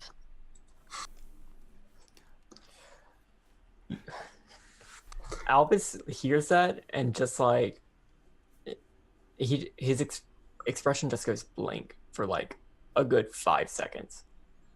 And it's just like, yeah, okay. You okay there, buddy? Yeah, of course. Insight check. And so it begins. God's this. Don't worry about it. He just does this from time Oh, to time. that's a critical failure. You're fine. That's a 24. Okay. So it's definitely something about the process of remembering. Oh. Like, something about like looking back on things that struck a nerve with Albus. Okay. I will file that for later. Right up there. In the I will memory consider that case. filed. And you're back. Jilfa'en will remember that. Fane, remember that. Sorry. Spectrum will remember that. The Weasels got me, sorry. So I'm writing down alchemical weight. Yep. In my equipment. All right, and then there are 2 more doors on the right if you guys would like to continue down your current corridor. What's behind it? Find out this time on Saltmarshes. Just open the door. All right. So at the this second door, as you look in, it appears to just be another dirty, decayed room that doesn't have any furniture. And even when you are viewing it from the doorway, it's very clear that this floor does not look safe at all. This looks like it is just warped, weighing down. You're pretty sure, Hish, you are like 110% confident that if you walked on that, you would be finding yourself on the first floor. It looks incredibly dangerous. And some of the floorboards are actually missing from underneath where possible other adventurers may have fallen through. But others are also just kind of lying warped and cracked up and twisted. It just doesn't look good by any means. From the doorway, can I see anything else interesting about this room, or just a bunch of holes? Make a investigation or a perception check, and anybody kind of peeking through this room can do so as well. Sure. Yes. Perception. I would like to perceive. 19. I got 25. 15. 15 as well. Okay. Hot rolls. All right. So you all notice, looking into this room, that there are spots where the dust has actually been disturbed, and it seems like they lead from this doorway where you are currently at around the damaged floor, and then they go up to the window. And then you see that there is a set of footprints also kind of still along that same track that look like they are heading back away from the window. How fresh? What did you get for your perception? 19. All right, so with your 19, they look maybe about a week old. 2 weeks old. Like, there's a fresher layer of dust over them, but it looks like there has been that the original layer of dust was disturbed.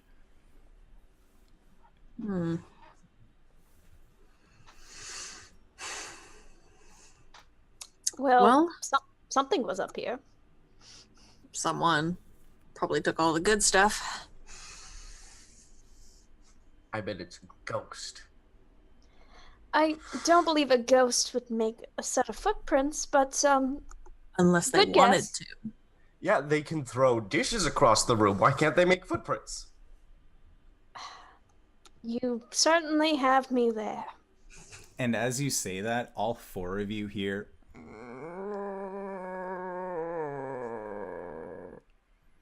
coming from just down the hall, possibly in the next room. Sorry, I got flashback to the Monday night game. What did I tell you?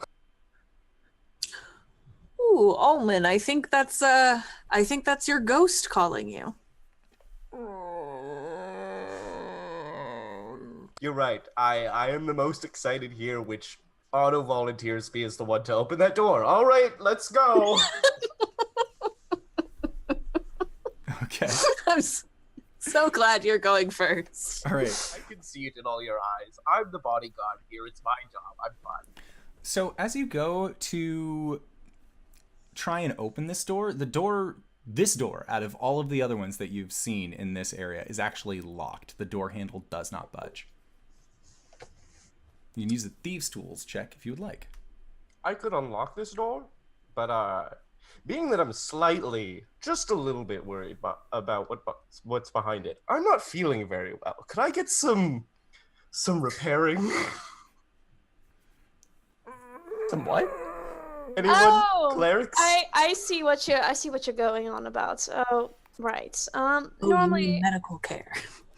Normally I charge for this type of thing. However, if you buy me an ale later, I think we can call ourselves even. It's definitely on me. All right.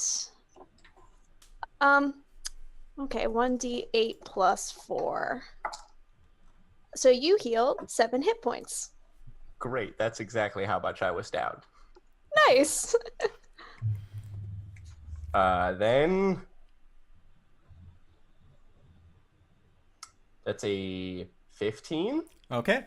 Yeah, so it takes a little bit more effort than the last door that you opened up, but eventually, with a very satisfying click, the door then begins to swing open, and as it does, this kind of groaning sound ends up getting louder. It goes,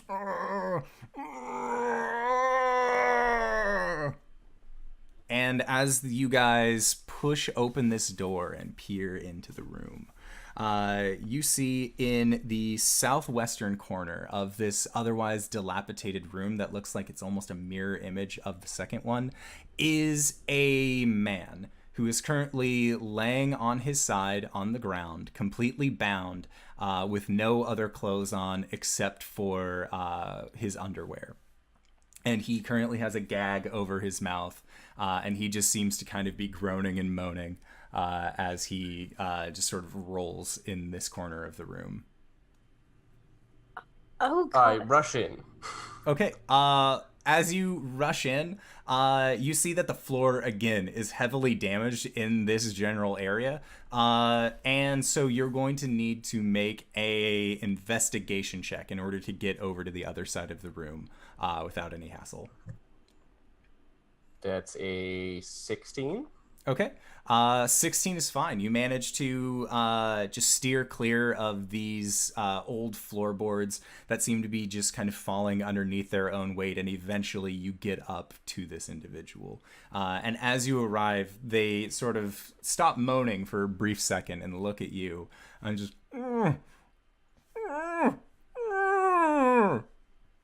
I pull the gag out of the mouth. Thank you. Thank you, sir. And you see that it's kind of a middle-aged man. And he says, please release me. I was just trying to...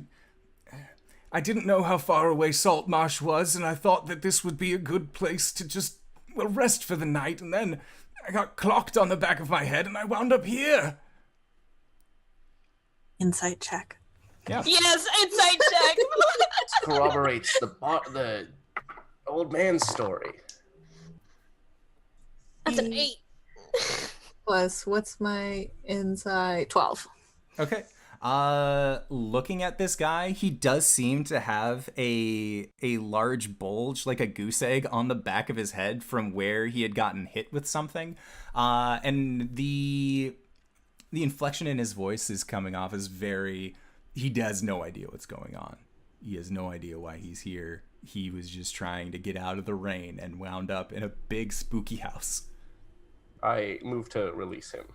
Oh, thank you. Thank you. And as you free his hands, he just says, my name is Ned. Thank you for rescuing me. Do you have any spare clothes? Well, there's a moldy old cloak and some boots in another room. Well, actually, I have the cloak here, and Oh, Hish okay. takes it off, and Hish doesn't want to step in the room, so he tosses it to Ulman. But the cloak has the mold. I brushed off the mold. I'm just going to go like this. Albus takes off his overcoat and mage hands it over across the gap. What's Albus wearing underneath? He's wearing traveling clothes. It looks like he came out of a fishing village. Okay. And then under that, well, I charge for that. You go to Cyberwolf's Patreon if you want to find out what's under Albus's robes. Called a birthday suit. And Ned, he ends up saying just, oh, thank you. It's so cold. And he puts on your overcoat and you see that he's kind of just like trying to rub his arms. And He feels even colder. is it just wet on the inside? Pretty much. All right. He just... Should have taken the cloak now. better than nothing. Thank you. What are you doing here? What are all of you doing here? This place is haunted. Yeah, I believe we're searching for the ghosts. Searching. What? They'll kill you. Surely they will. Have you seen Not if any- we kill them first. Have you seen anything strange or mundane or otherwise that might make people think that this place was haunted? Well, Like, say, you're groaning. I was calling for help. It's rather hard to do when you have a bite in your mouth. When I was showing up, it seemed like there were lights on inside. I thought somebody was home, but when I went in and I called out, all I heard was the wind, and next thing I know, I wound up here. There were lights on? It looked like ghostly lights, like greens shimmering in the windows. And you went inside for that. I thought somebody was inside. It might have just been colored glass. They have loads of this stuff where I'm from. I really want to insight check this particular part of the conversation. Sure. Make an insight check. 21. That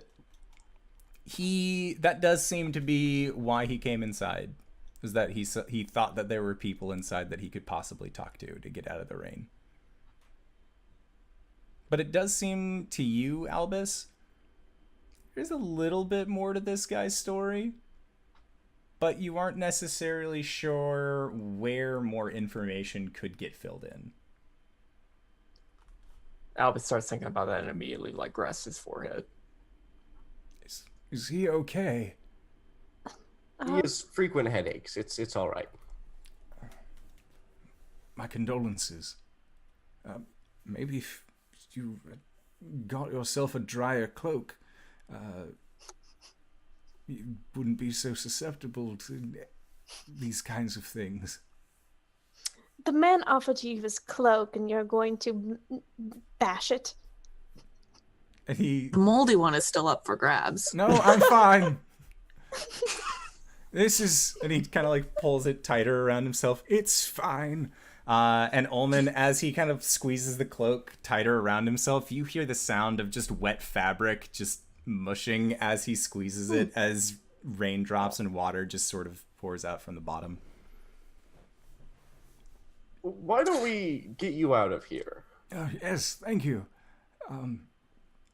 If it's all right, I think I'll stay with a lot of you. Seem to be doing well here. Have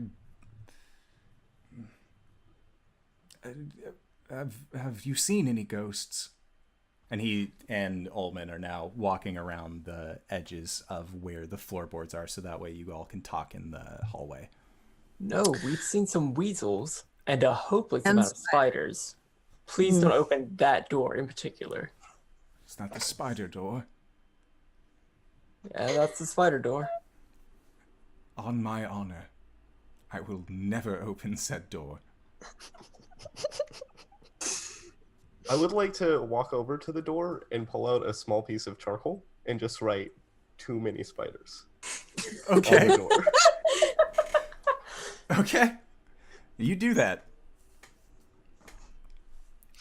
Public service. I don't believe I introduced myself fully. I'm Ned Shakestaft. Or Shake Shaft.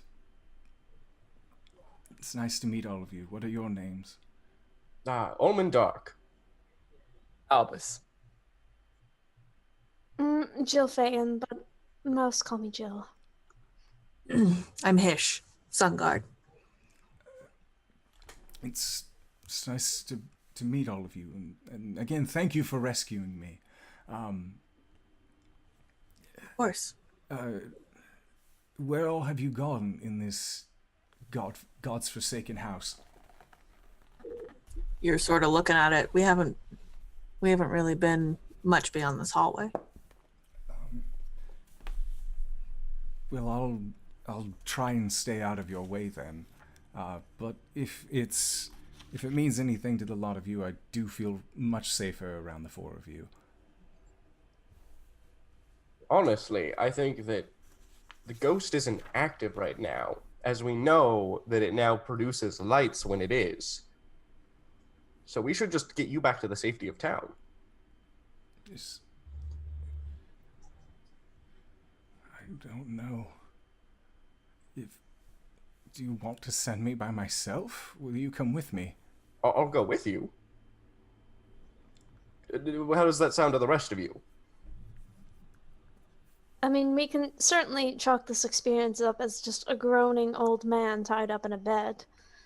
I mean, I think was there's the something floor. more here. I just don't think it's here now.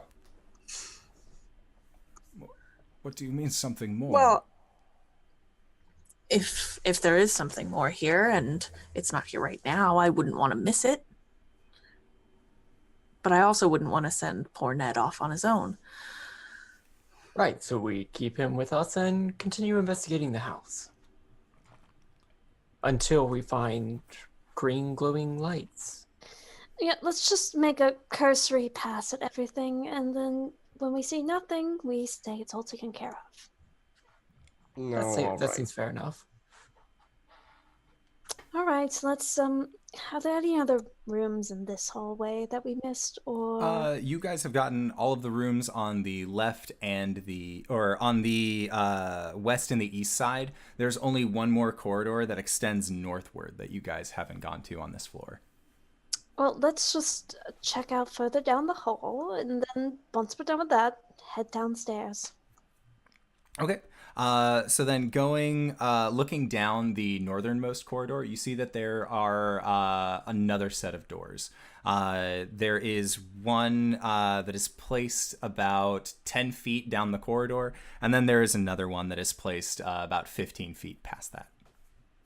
And you can see what looks to be another flight of stairs that leads up towards the third floor of this building, but the stairs are completely broken out. There doesn't seem to actually be a way that you can see currently to actually get up to that up to the third floor of this building.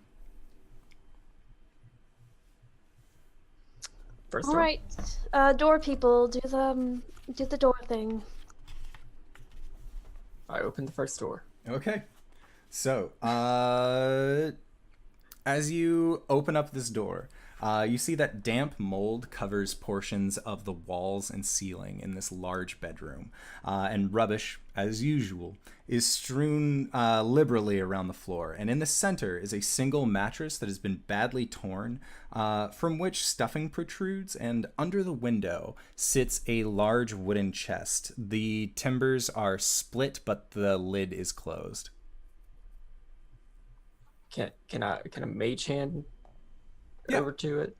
And are you just flicking open the chest lid? Yeah. Okay. As you do, you can see that inside of this chest is just a set of very old, very moldy looking clothes.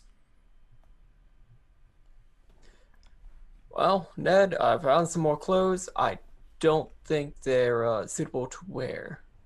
And he just kind of shakes his head.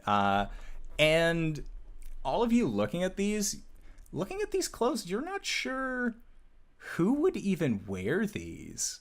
Like, these don't look... You've never... Like, none of you... Those of you who are akin to be a fashion sense, and even those of you who aren't, are pretty sure that these were never fashionable. These were never good-looking clothes by any means. It's like wearing your bowling t-shirt to, I don't know, a formal work party. You think it's formal, but everybody else kind of looks at it like, I'm not so sure about that. And that is all that you see within this room. And then going to the next room, you kind of open up the door again. And this room appears to have just been used for storage. There are a plethora of boxes that have all just been kind of spaced and scattered around. And just inside of this door is a heap of clothing. And these garments have collected a little dust, but they seem to have been placed here only recently. And as you open the door and look at it, Ned just goes, "By the gods, those are my clothes." Oh, well, I guess we should Take get them. those back to you. And Yes. he takes off the large overcoat and hands it back to Albus and says, "I'm sure it really is a nice coat, but you should dry it every once in a while, like hang it over a banister or something. You look like you're going to catch a cold." And then you see Albus him. just puts it back on. You see that he just kind of walks over and begins unceremoniously putting on pants, putting on a t-shirt. You guys have already seen him mostly naked, so like the veil has already been lifted on that whole situation. So he eventually dresses himself back up, and he says, "All right. Well, now I feel a little bit better about, well, myself. Thank you all again." Not a problem. And All right. looking around, that is all that you guys really see, is just these large boxes. How high Well- up is the entrance to the third floor? The entrance to the third floor was the flight of stairs that you saw that had been busted out. And looking up, it's about 20 feet of broken stairs. You're not really sure how you would really be able to get up there. Hish, you're pretty sure that if you had a running jump with your current strength score, no problem. But then it would be a matter of trying to get everybody else up there as well. Well, so I do have pythons and 50 feet of rope. And correct me if I'm wrong, but pythons are those sort of hooks you stick in, right? Yeah, the metal spikes that have the loops on them. Yeah. Yeah, you So could I think- totally do that if you wanted. Hish kind of slings his bag partially off of his shoulder and pulls a couple out. Are we interested in seeing the upstairs? Getting the full tour? If you fall, I only have about one healing spell left, so do be cautious. I don't fall. And Hish walks over to the to where the stairs are, looking for a safe place to start sticking these in. Okay. So make a perception check as you do. All right. That's a 7, 8, 9, 10, 11. Okay, so with an 11, you're fairly certain that you can find some spots to put these batons in. No issue. And kind of looking up as you do to see just, okay, how far up would I actually have to go in order to get up here? You see that there are what look to be about 6 of these bats that are all just kind of like hanging out up top. They seem to be very sound asleep. And you know that you risk the chance of possibly waking them up if you are to go up. But, I mean, bats have never really been a big issue for you. They don't look larger than normal. I was going to say, yeah, are they... No, they look just like regular bats. It's freaking bats. Yeah, I don't think the bats phase him in any way. Okay. He sort of rolls up his sleeves and he gets to work sticking these in and climbing up. Okay. So as you are on your way climbing up, you watch as these bats actually, one of them kind of like unfurls its wings a little bit and looks down towards you. And in that moment, this bat looks very weird. Rather than seeing like the kind of darker skin that you are used to, this has more of like a lightish pinky flesh color. No, please don't say it has a human face. It does not have a human face, but it does have a long nose that kind of sticks out with what looks to be a little tongue that flicks. And as it does, it just goes... And you watch as these 5 other creatures all just kind of like wake up and look down at you, and they begin to then swarm down towards you. As well as all of the others of you that are currently waiting there, watching as Hish climbs up. So I'd like for everybody to roll initiative. My bad. Sorry. Oh, what fresh hell is this? I got a 10. Oh, that's cocked. I also got a 10, and I think my dexterity is also higher than cocked. yours. Yup. You bet it is. I got a 22. Okay. And then, Ulman, what did you get? I got a 6. Okay. Sounds good. Now let me roll up these guys here real quick. Yes, as these creatures then descend downward, Hish, you see that they look like this. Oh, they look delightful. They look like little friends. They have They tiny look little like a grabbing Muppet, hands. almost. Almost. That's not a friend. I mean, a friend in the same way that, like, the Skeksis from the Dark Crystal look like a friend. Yeah. Wonderful mosquito bats. They are going to get and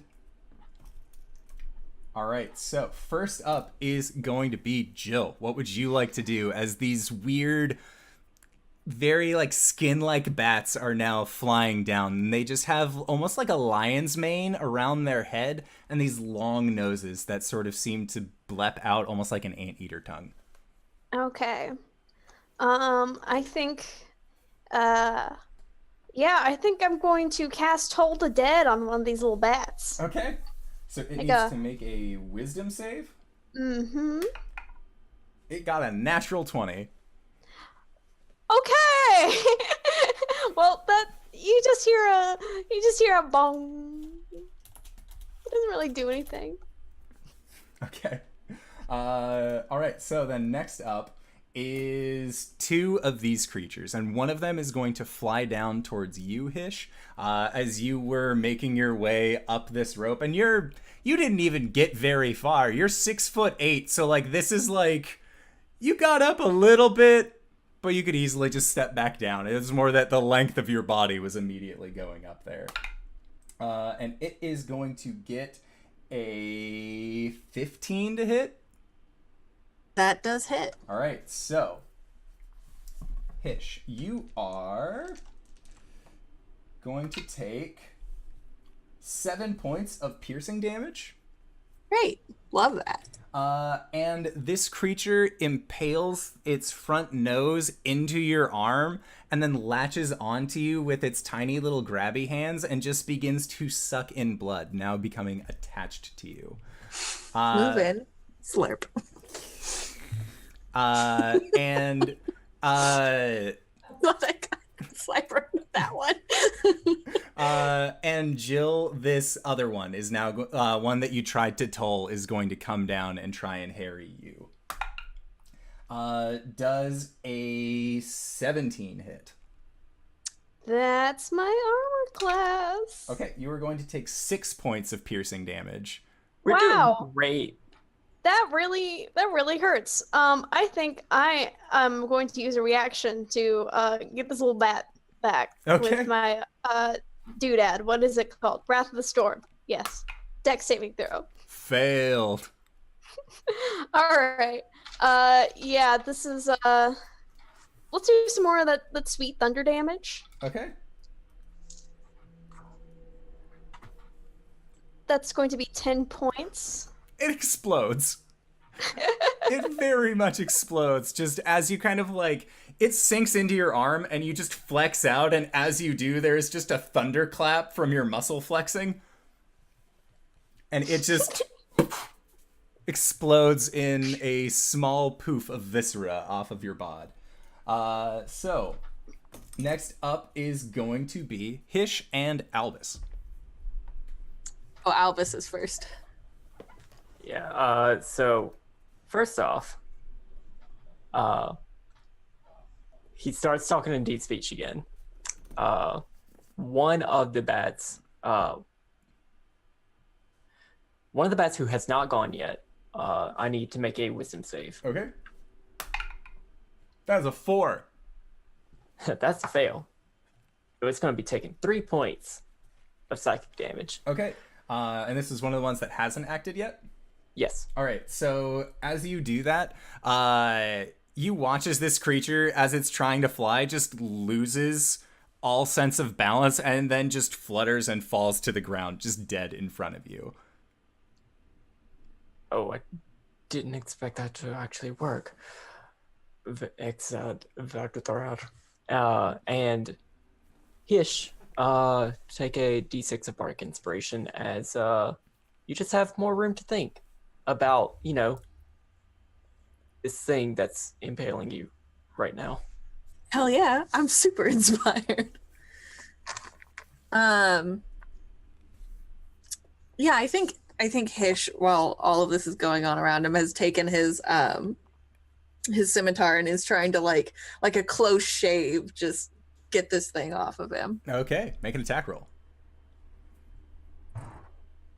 Oh, that's a 5 plus 7. So. All right, so you go to... You could use your bardic inspiration if you wanted. Oh, yes. Actually, yes. I would like to immediately use that bardic inspiration. 12 plus 6. Okay, you hit.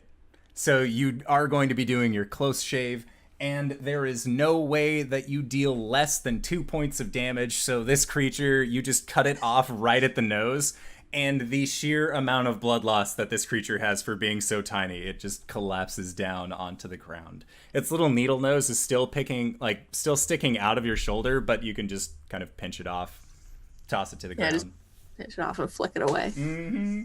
All right, so those guys are down. Next up is going to be 2 of these creatures that have not gone yet. They are going to... one of them is going to fly down towards you, Albus, in an attempt to try and get at you with its long sucker-like nose.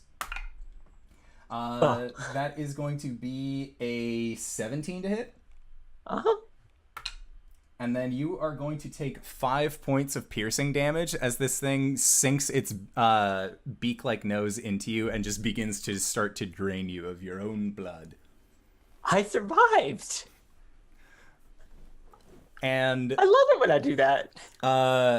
seeing Jill, as you have made yourself the loudest target possible after using your thunder damage, this second one is going to try and swoop in and get its nose in you again, or as a separate one. But I don't think a 7 hits you, as we established like an hour and a half ago, so we're good.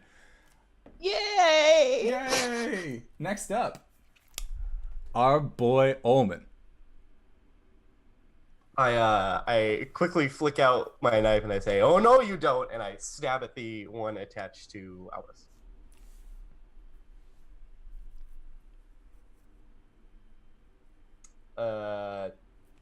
16? 16 hits. Roll for damage.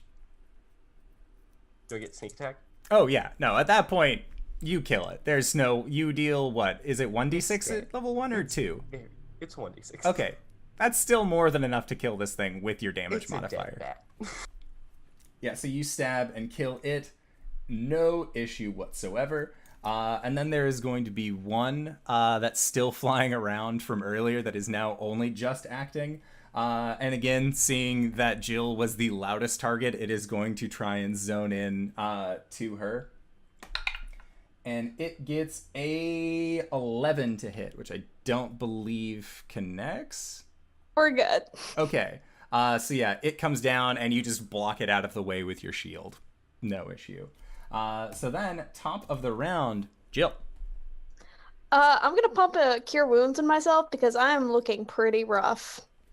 So let's see. That's gonna be my turn. Oh, great, solid. 7 points of healing. Okay. Sounds good. And as you heal yourself, you see that Ned has currently like backed up and he's hiding halfway into the box room and just looking very worried. He doesn't have a weapon, so he's not exactly able to help out in this situation. But he did beat feet as soon as danger started. So then next up is going to be Albus, because you guys killed all of the quick acting ones. Can I get that one to make a wisdom save? Sure. As I viciously mock it. That is another nat 20 on the save. I don't like that. No. That's my turn. Okay. Next up, Hish. Remind me again how many of these are left? There are 2 left. Can I reach one of them from where I'm standing on the wall so I can look cool and not have to step down? I'm going to say yes. Sweet. Yeah, I think he's gonna just hang off the wall and kind of swing towards it with his body and his sword. Do it. 10 plus 7, 17. Oh, that'll hit. Roll for damage. And again, you just murderize these Right. things instantly, so no worries there. Next up is Ulman, as there is only one that's left. I drop a dagger out of my sleeve, and I want to chuck it Okay, at the last bat. do it. Make an attack roll. Does 18 hit? An 18 does hit. Roll for damage. Or actually, again, you don't need to. These things have so a minuscule Max amount of damage. health. Oh. What is it? So your dagger just shoots out. Does it like pin it to the wall? Or does it like just explode over your dagger? What does it look like? I think the dagger just neatly separates its head from its body and like flies off and like sticks into a wall, and the bat just like falls. All right. So you guys are no longer in combat, having successfully dealt with all of these weird bat-like creatures. And Ned just sort of pokes his head out. Just, is it done yet? Did we win? I think so. All the bats seem to be dead. What sort of bat is this? I think she's gonna say she's kind of maybe like kicking a corpse around, trying to get Can a look at it. I roll a nature check? Yeah, you guys can all roll nature checks if you would like to find out what this creature is. 27. That's a natural one. Just an 8. 15. And Ulman, what'd you get? 27. Okay, so 27. Ulman, you know about these things. You totally know about these things. Albus, you know what these are. Jill and Hish, these are some weird fucking bats, man. Like, this was a bunch of bullshit. But Albus and Ulman, you both know that these are called sturges. And typically they are found very deep underground, but they prefer to dwell in very dark, damp areas. So the fact that they were hiding out in this particular area kind of lines up as to why they would want to roost there. And then, Hish, are you going to continue climbing up into the attic? Okay. Make an athletics check as you do. That's a 15 plus 7. Okay. Yeah, so you managed to climb up, no problem. And as you look around, the attic seems pretty much empty. There isn't really anything up here. There are, again, several holes in the roof that allow a very dim light to kind of peer down through it. Make an investigation real quick as you kind of like peer around. 17. Okay. Wait. So with a 17, you see that amongst this pile of rubbish, there's actually a porcelain doll that is kind of laying off to the side. And as you go over and do you pick it up at all, or do you just kind of look at it? Oh, of course I pick it up. Okay. So as you pick it up, you see that it has that its head kind of as you get it up near you, just its head rolls back. And you see that it has 2 small jade inserts where its eyes are supposed to be. Interesting. I tuck it in my bag and I don't tell anybody. Okay. And yeah, looking around, that's really all that this attic had. There's not... If you all came up here, you're kind of worried more about if the floor would hold. Other than that, it just seems to be a very vacant room. Everything good up there? Yep. You're not hiding any ghosts, right? Well, I don't think I could hide a ghost. Not unless it wanted to hide. I'd be pretty upset if you were hiding a ghost from me, I'll be honest. I heard they can take over your bodies. And Ned's just like poking his head out from around, like that same halfway in, halfway out of the box room that he's been on. I believe Hish has control of all of his facilities. He doesn't look possessed. Hish kind of pats himself up and down. Yeah, I think if I was possessed, I would know. All right, well, let's get out of here. That's what the ghosts want you to think, that they're not really possessing people. Okay, Ned. How do we know you're not a ghost, Ned? Don't say that. Don't say those things. I'm not a ghost. Well, I'm not a Right? ghost. You guys can see me. We've spoke. We've spoke. It's okay. We're good. Did anybody hear something? No. Hear what? See, there it is again. Do you hear that? And Ned's just like, Are you hiding a ghost from me? I don't hear a ghost. I thought you said you weren't hiding a ghost from me. Never mind. All right. I'll mind link with him and just be like, my companions are being quite rude. I'm so sorry about that. who are you mind linking to? Ned? Ned. And his eyes just get large and just... Who said that? Who's there? Do you guys hear that? No. Oh, did Albus do the mind thing to you? The what? Jill's gonna go over and like examine this dude for like signs of shock and like trauma, possession. Make a medicine check. And she's just like, okay, perhaps this is getting to you. 11. He looks like he suffered a head wound and then has been held up probably without any real kind of food or water for quite some time. I'm going to say a possible concussion and lack of nutrition could be leading to this. At any rate, we should get you out of here. I think In it's the quite meantime- time we could get out of this house. Okay.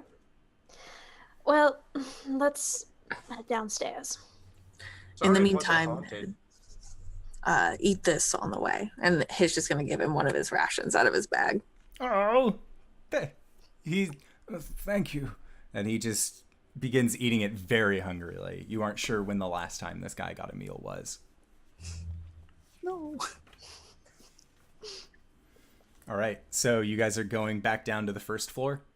Yep. All right, so looking down, once you guys get to the first floor again, there is the hallway that stretches to the north that you can see that there are 3 doorways that you could possibly go into. And then to the west and to the east, there's another set of 2 doors. And on the west, there are 2 doors on the right and left-hand side, and then there's another one at the end of the corridor. And then, of course, there's the main door that you guys came in through. Well, is our curiosity sated, or... I mean, I don't know that we've really found proof for the money. I wouldn't want you to waste your time Money? without getting your money. There's money involved? That's true.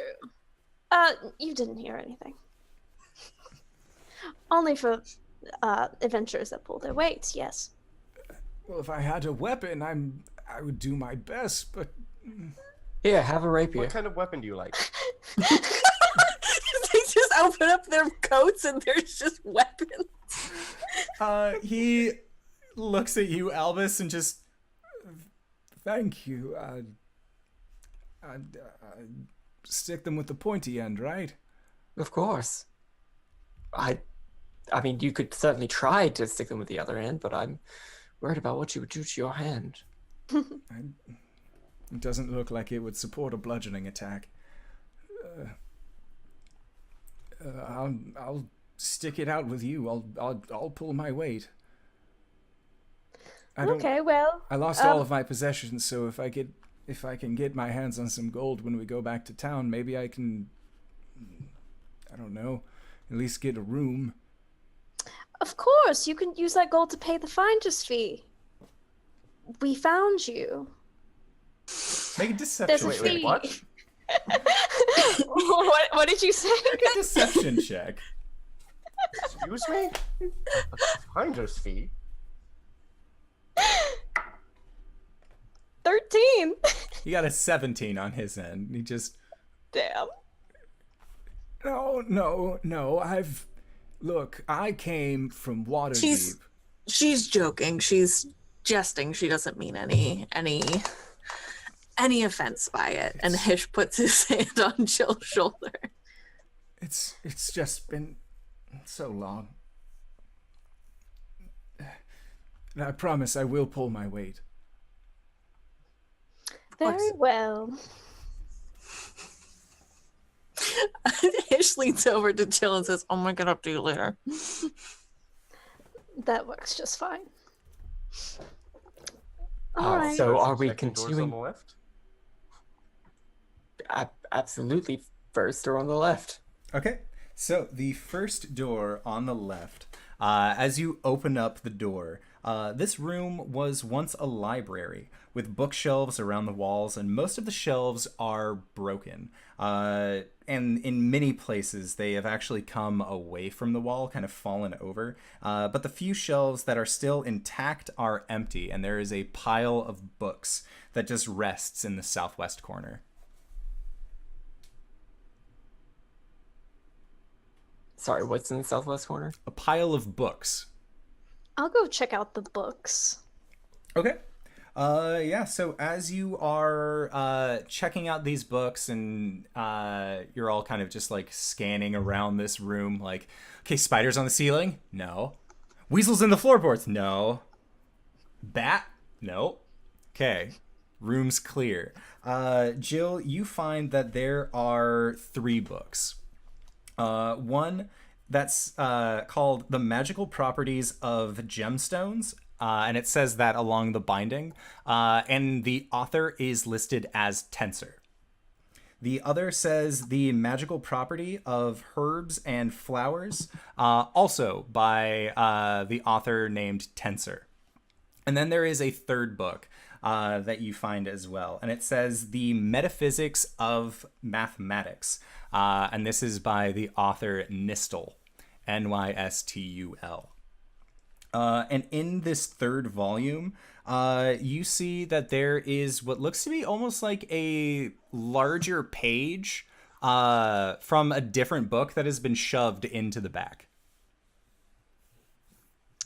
Okay, I want to take a look at the larger page. Okay. So there are a few lines that are of handwritten text that are in common. And then one of them, the majority of this page has been ruined just by water and general dampness. And the 2 words that you can make out say, "Beyond Skeletons." Interesting. Okay. Oh yeah, I think Jill's just gonna be like looking through and just be like, well, this is odd. How so? This page here looks like it's from another book. I can't really tell what it says, but Beyond Skeletons? Sounds like a performance. Sounds like an ad campaign. Right. Well, perhaps the books at least might fetch some sort of coin. Or might make interesting reading. I think she's gonna just push him off into her bag. Okay. Sounds good. So, yeah, what would you guys like to do? Because there is still a closed door that was at the end of the hallway, and then there's another closed door that's directly across from where you are. I think we're going next door on the left. Okay. That seems to be our MO. Well, they're right across from each other. We can open them at the same time. Split the party across the hall. It's episode 1. Get all of this shenanery out of the way first, and then come back. I'll do Hish will do the door on the right. Okay. Yeah, so Hish, when you open up the door to this room, it looks like it was once a writing room or a study. And against the wall, under the window, sits a large wooden writing desk that is partially broken and riddled with a damp rot. There are 3 drawers on each side of this desk, and there is a large central drawer. The latter is closed, but all of the others have been opened, and the 2 of them look like they have been broken open forcefully. The drawers? Yes. What's in the last drawer? So you will need to either make an athletics check to try and break this door out, or attempt a thieves' tools check, as when you go to move it, it is actually locked. Guess which one I'm doing. Strength. Strong boy. 10? Okay. 10 is actually what you need in order to kind of jostle this drawer open. And when you open up this container, you see that there is a small, it looks like a package that's just been wrapped in cloth. And when you reach out to touch it, you hear what sounds like glass kind of touching up against each other. Just a very satisfying tink. Ooh. Yeah, I'm going to pick it up and kind of unroll the cloth. All right, and as you do, inside of this cloth, looks like kind of older in terms of having a little bit of dust on them. But you find 2 vials that look like they have a very nice, comforting red color inside of them. And your time out on the sea, as well as having spent time in Saltmarsh and just being who you are, you would recognize these as potions of healing. Ooh, how many? 2. Great. Yeah, I think he'll take one. He'll pocket the potions, take one last look around the room, and if he doesn't see anything else, just wait outside the other room. Okay. So the other 3 of you, you go to push open the door, and it opens no problem at the end of this hallway. Ned is still kind of like peeking out from behind. He has his rapier up that you have given him, but he still just doesn't. He looks kind of scared. And you see that other than a pile of refuse in the southeast corner, that this room looks bare. And you see that there is there's actually another door that leads outside. And you would expect that this was the door that Ned was talking about, having gone in through a back entrance, trying to get into this building. Okay. Based off of this, have we pretty much scoured the entire house? You have. Make a set of perception checks. Natural 20. Oh. 25. Okay. Okay, got a 20. Okay. Sounds good. So 20, 25. Ulman, are you going to try and like scan around this room at all? I got a 18. Okay. So all 3 of you very quickly end up noticing that there is through the dust there are step marks, footprints that lead from the back room that go about maybe 10-15 feet into the room, and then they just stop after they get to a certain spot. And kind of peering at it, it looks like it almost looks like a trapdoor. Like you can see that there is a little handle that's kind of flesh to the ground right on top of this location where the steps seem to stop. Can I go poke at it? Yes, you can. And as you get close to this trapdoor, you hear, "Welcome, fools. Welcome to your deaths." And I need you to make a wisdom save. All of us? Each creature that hears the message must make it. All right. Do I hear it? I'm chilling Let's outside. say They had left the 20. door open, so yes. Damn it. Nat 20 that for a a- total of 20. Was that a wisdom save? It is. That's an 8. 16. I rolled a 2, but I'm a Kalashtar and have a dual mind, so I can make I can use my reaction to gain advantage on a wisdom saving throw. What a ridiculous race. For a natural 20. Oh! Ned also got a nat 20. Oh! So Omen, nat 20. Albus, nat 20. Ned, nat 20. Jill, what'd you get? Like a 16? 16, yeah. And then Hish, you got an 8. You hear this creepy voice, a chill runs up your spine, and you are going to be frightened for the next hour. Remind me what frightened does as a condition again. You will have disadvantage on all ability checks Right. for the next hour. But the remaining 4 of you, who aren't Hish, see that there is that the source of this message isn't coming from around you necessarily like it would be for a ghost. It seems to actually be coming from the trapdoor itself. Albus, you can make a Arcana check if you would like. I would love to make an Arcana check. 21. Okay, so with your 21, you recognize that this is the effects of a magic mouth spell. And it seems like this was a message that was left here by somebody else to try and ward people off from potentially going towards it. Oh, well, that's a horrible trick. No, open up the trapdoor.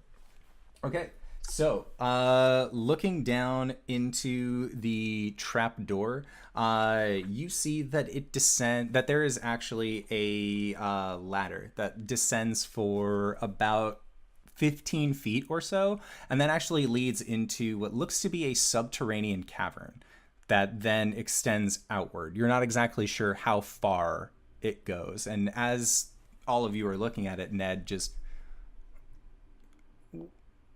What is that? I assume that's the source of our ghosts. Or, in this case, magic recording devices. Well, whatever it is, it's really starting to annoy me now. So, I would love to find the source of it and knock some sense into it. By all Good means, enough lead for the me. way. I go down. Hish, we found something. Hish barely peeks into the doorway. Yeah? We found some sort of trap door? Anyways, we're going to check it out. Okay, yeah, I'll be right behind you. Well, okay. Yeah, I'll head down. And Hish definitely seems a wee bit more sheepish than previously, with like, I'll climb up that thing, no problem, to now just like, I mean, you can go first, that's cool, fine. Did you find anything interesting? She's probably like calling up as she's climbing down. Yeah, actually, I'll show you when I get down there. And as soon as he gets to the bottom, he'll pull out the health potions. Anybody need a drink? I'm looking significantly worse for wear, so Albus needs a slurp. I really need a slurp. Yeah, he passes one to you, and then he holds onto the other one, and he goes, "Maybe you should just take them both, Albus." I'll just take one. And it's 2d4 plus 2. 2. Right. I have a whole thing here that I kickstarted to Your health potions that are I very figured I would nice. reference. Okay, so that's 8 things that I get back. I needed 5. Cool. Thank you. Yes. Now, as you guys are all having descended into the cavern, and you have this exchange of health potions, Albus, you end up draining this health potion and feeling better. As you all kind of gather, you can hear the sound of waves off in the distance. And you believe that this might be leading you into a cove of sorts. And that is where we are going to call it for tonight's session. So I would like to say thank you to everybody who decided to come by and watch us start off the Ghosts of Saltmarsh with the first chaptered module, which is the Sinister Secret of Saltmarsh. I would like to say again, thank you to all of you wonderful players for just being great. I really enjoy this game so far, and I'm really excited to see where it goes from here. So, guys, let's start our sign-offs. Dingo, where can we find you? What do you do? You can find me on Twitter at WheresMyDingus. I do a bunch of other tabletop RPG streams. Mondays, you can find me on twitch.tv/KatieFace. Over on Katie's channel, we're playing Monster of the Week on Mondays, and then Tuesdays, you can find me playing Masks, which is like a superhero RPG game. It's very good. And then actually, I think since we've just started up, or I've just kind of started up a new season on Katie's channel, that's all I've got so far right now. Awesome. All right, Reeves, where can we find you? What do you do? You can find me on Twitter under ReevesBot, also on Twitch under ReevesBot. I stream on Wednesdays. I'm currently attempting to play through all the games I own, an hour at a time, 3 games a week with a random co-host every week. And then on Sunday, I'm doing a tactician playthrough of Divinity with a couple friends. All right, awesome. And Cyber, where can we find you? What do you do? Hi, you can find me on Twitter at CyberWolf1201, where I tweet random stuff like Lady Stark, and other and other shit posts of the same quality. I also tweet whenever I go live on places like twitch.tv/cyberwolf1, where I play video games real badly, but talk about lore. Right now we're playing through Horizon Zero Dawn on story percent because, oh boy, am I bad at video games. But we're getting all the lore. It's been a real fun time. It's fun getting to see this new world. All the archives of that go up on a YouTube channel that I don't have enough subscribers to actually have a URL for, but you can find it on there. You can also find a podcast that KyleWithAnN and I do, where we get drunk to our core, called Let's Talk About It. We'll probably be talking about this game not in the next episode, but the one after that, because I have to edit stuff. For other role-playing content, you can find me on such wonderful RPG channels such as Indoor Adventures. That's it. I'm there on Mondays playing Arjan, the Dragonborn Blood Hunter, in our homebrew game, and I'm here now, so that's cool. Yeah. All right, and Kylan, where can we find you? What do you do? Hey everyone, I'm Kylan, otherwise known as KyleWithAnN on the Twitters and the Twitch. Twitter's the best place to get a hold of me and see what I'm up to. Right now I'm doing a dice giveaway that ends tomorrow, so if you want to get in on that, get in on that. I stream sometimes. I'm thinking about maybe streaming Saturday afternoon, but we'll see. Otherwise, you can catch me Mondays playing in that same Monster of the Week game as Dingo. You can catch me on Tuesdays on twitch.tv/ProRestarter playing Monster Hearts. And you can catch me on YouTube and all the podcasting services minus Spotify with Connor for our podcast. Let's talk about it. And that's it for me. Excellent. And if you have made it this far, you probably already know who I am, but if you don't, hey fella, how's it going? It's me, your pal, the Indoor Adventurer, here Monday, Tuesday, Wednesday, Thursday at 5:30 p.m. Pacific Standard Time. Mondays, we got our homebrew campaign that Connor is a part of. Tuesdays, we have our Curse of Strahd campaign that's being run by the lovely Danae Keener. On Wednesdays, we have our community one-shot nights, which I am very excited about because I've been talking to Jordan with the PH Silent from Forgotten Realms Explained, because he wants to run Kids with Wands, a Kids on Bikes hack that takes place in Hogwarts. So if you are a fan of the Harry Potter universe, hey, we got something for you coming up soon! And then on Thursdays, of course, you can always come back and check us out here doing Ghosts of Saltmarsh. We can also catch all of our VODs at youtube.com/indooradventures or on twitch.tv/indooradventures. And again, like I said earlier, if you are more of an audio cast person and prefer to kind of take us on the go with you as you will, you can either go to indooradventures.podbean.com or you can go to anywhere you can find podcasts. I always like to list them out, but honestly, we are on too many locations now. We recently hit over 10,000 downloads for our audio cast, which is just nuts, but okay, if you guys like listening, I'll just keep doing that, I suppose. We also have a Patreon. So if you go to patreon.com/indooradventures, you can check out that and get access to things like our Discord monthly adventures that I try and write every month. The last one that we had was our Hell Scouts camp, which was basically Tiefling Boy Scouts. It was a super fun time. I loved the summer camp. And you'll also get access to our after show, Nights in the Courtyard, where we answer questions not only from each other, but also from the community at large. So if you have any questions for not only us as players, but also as characters, whether about it is motivations or inspirations, feel free to drop that either in the chat on Discord or in Twitch, and we will do our best to respond. But with that in mind, guys, thank you again so much for playing. This was awesome. I'm excited for weird, spooky nautical adventure. And we will see you guys next time. All right, everybody. Bye-bye!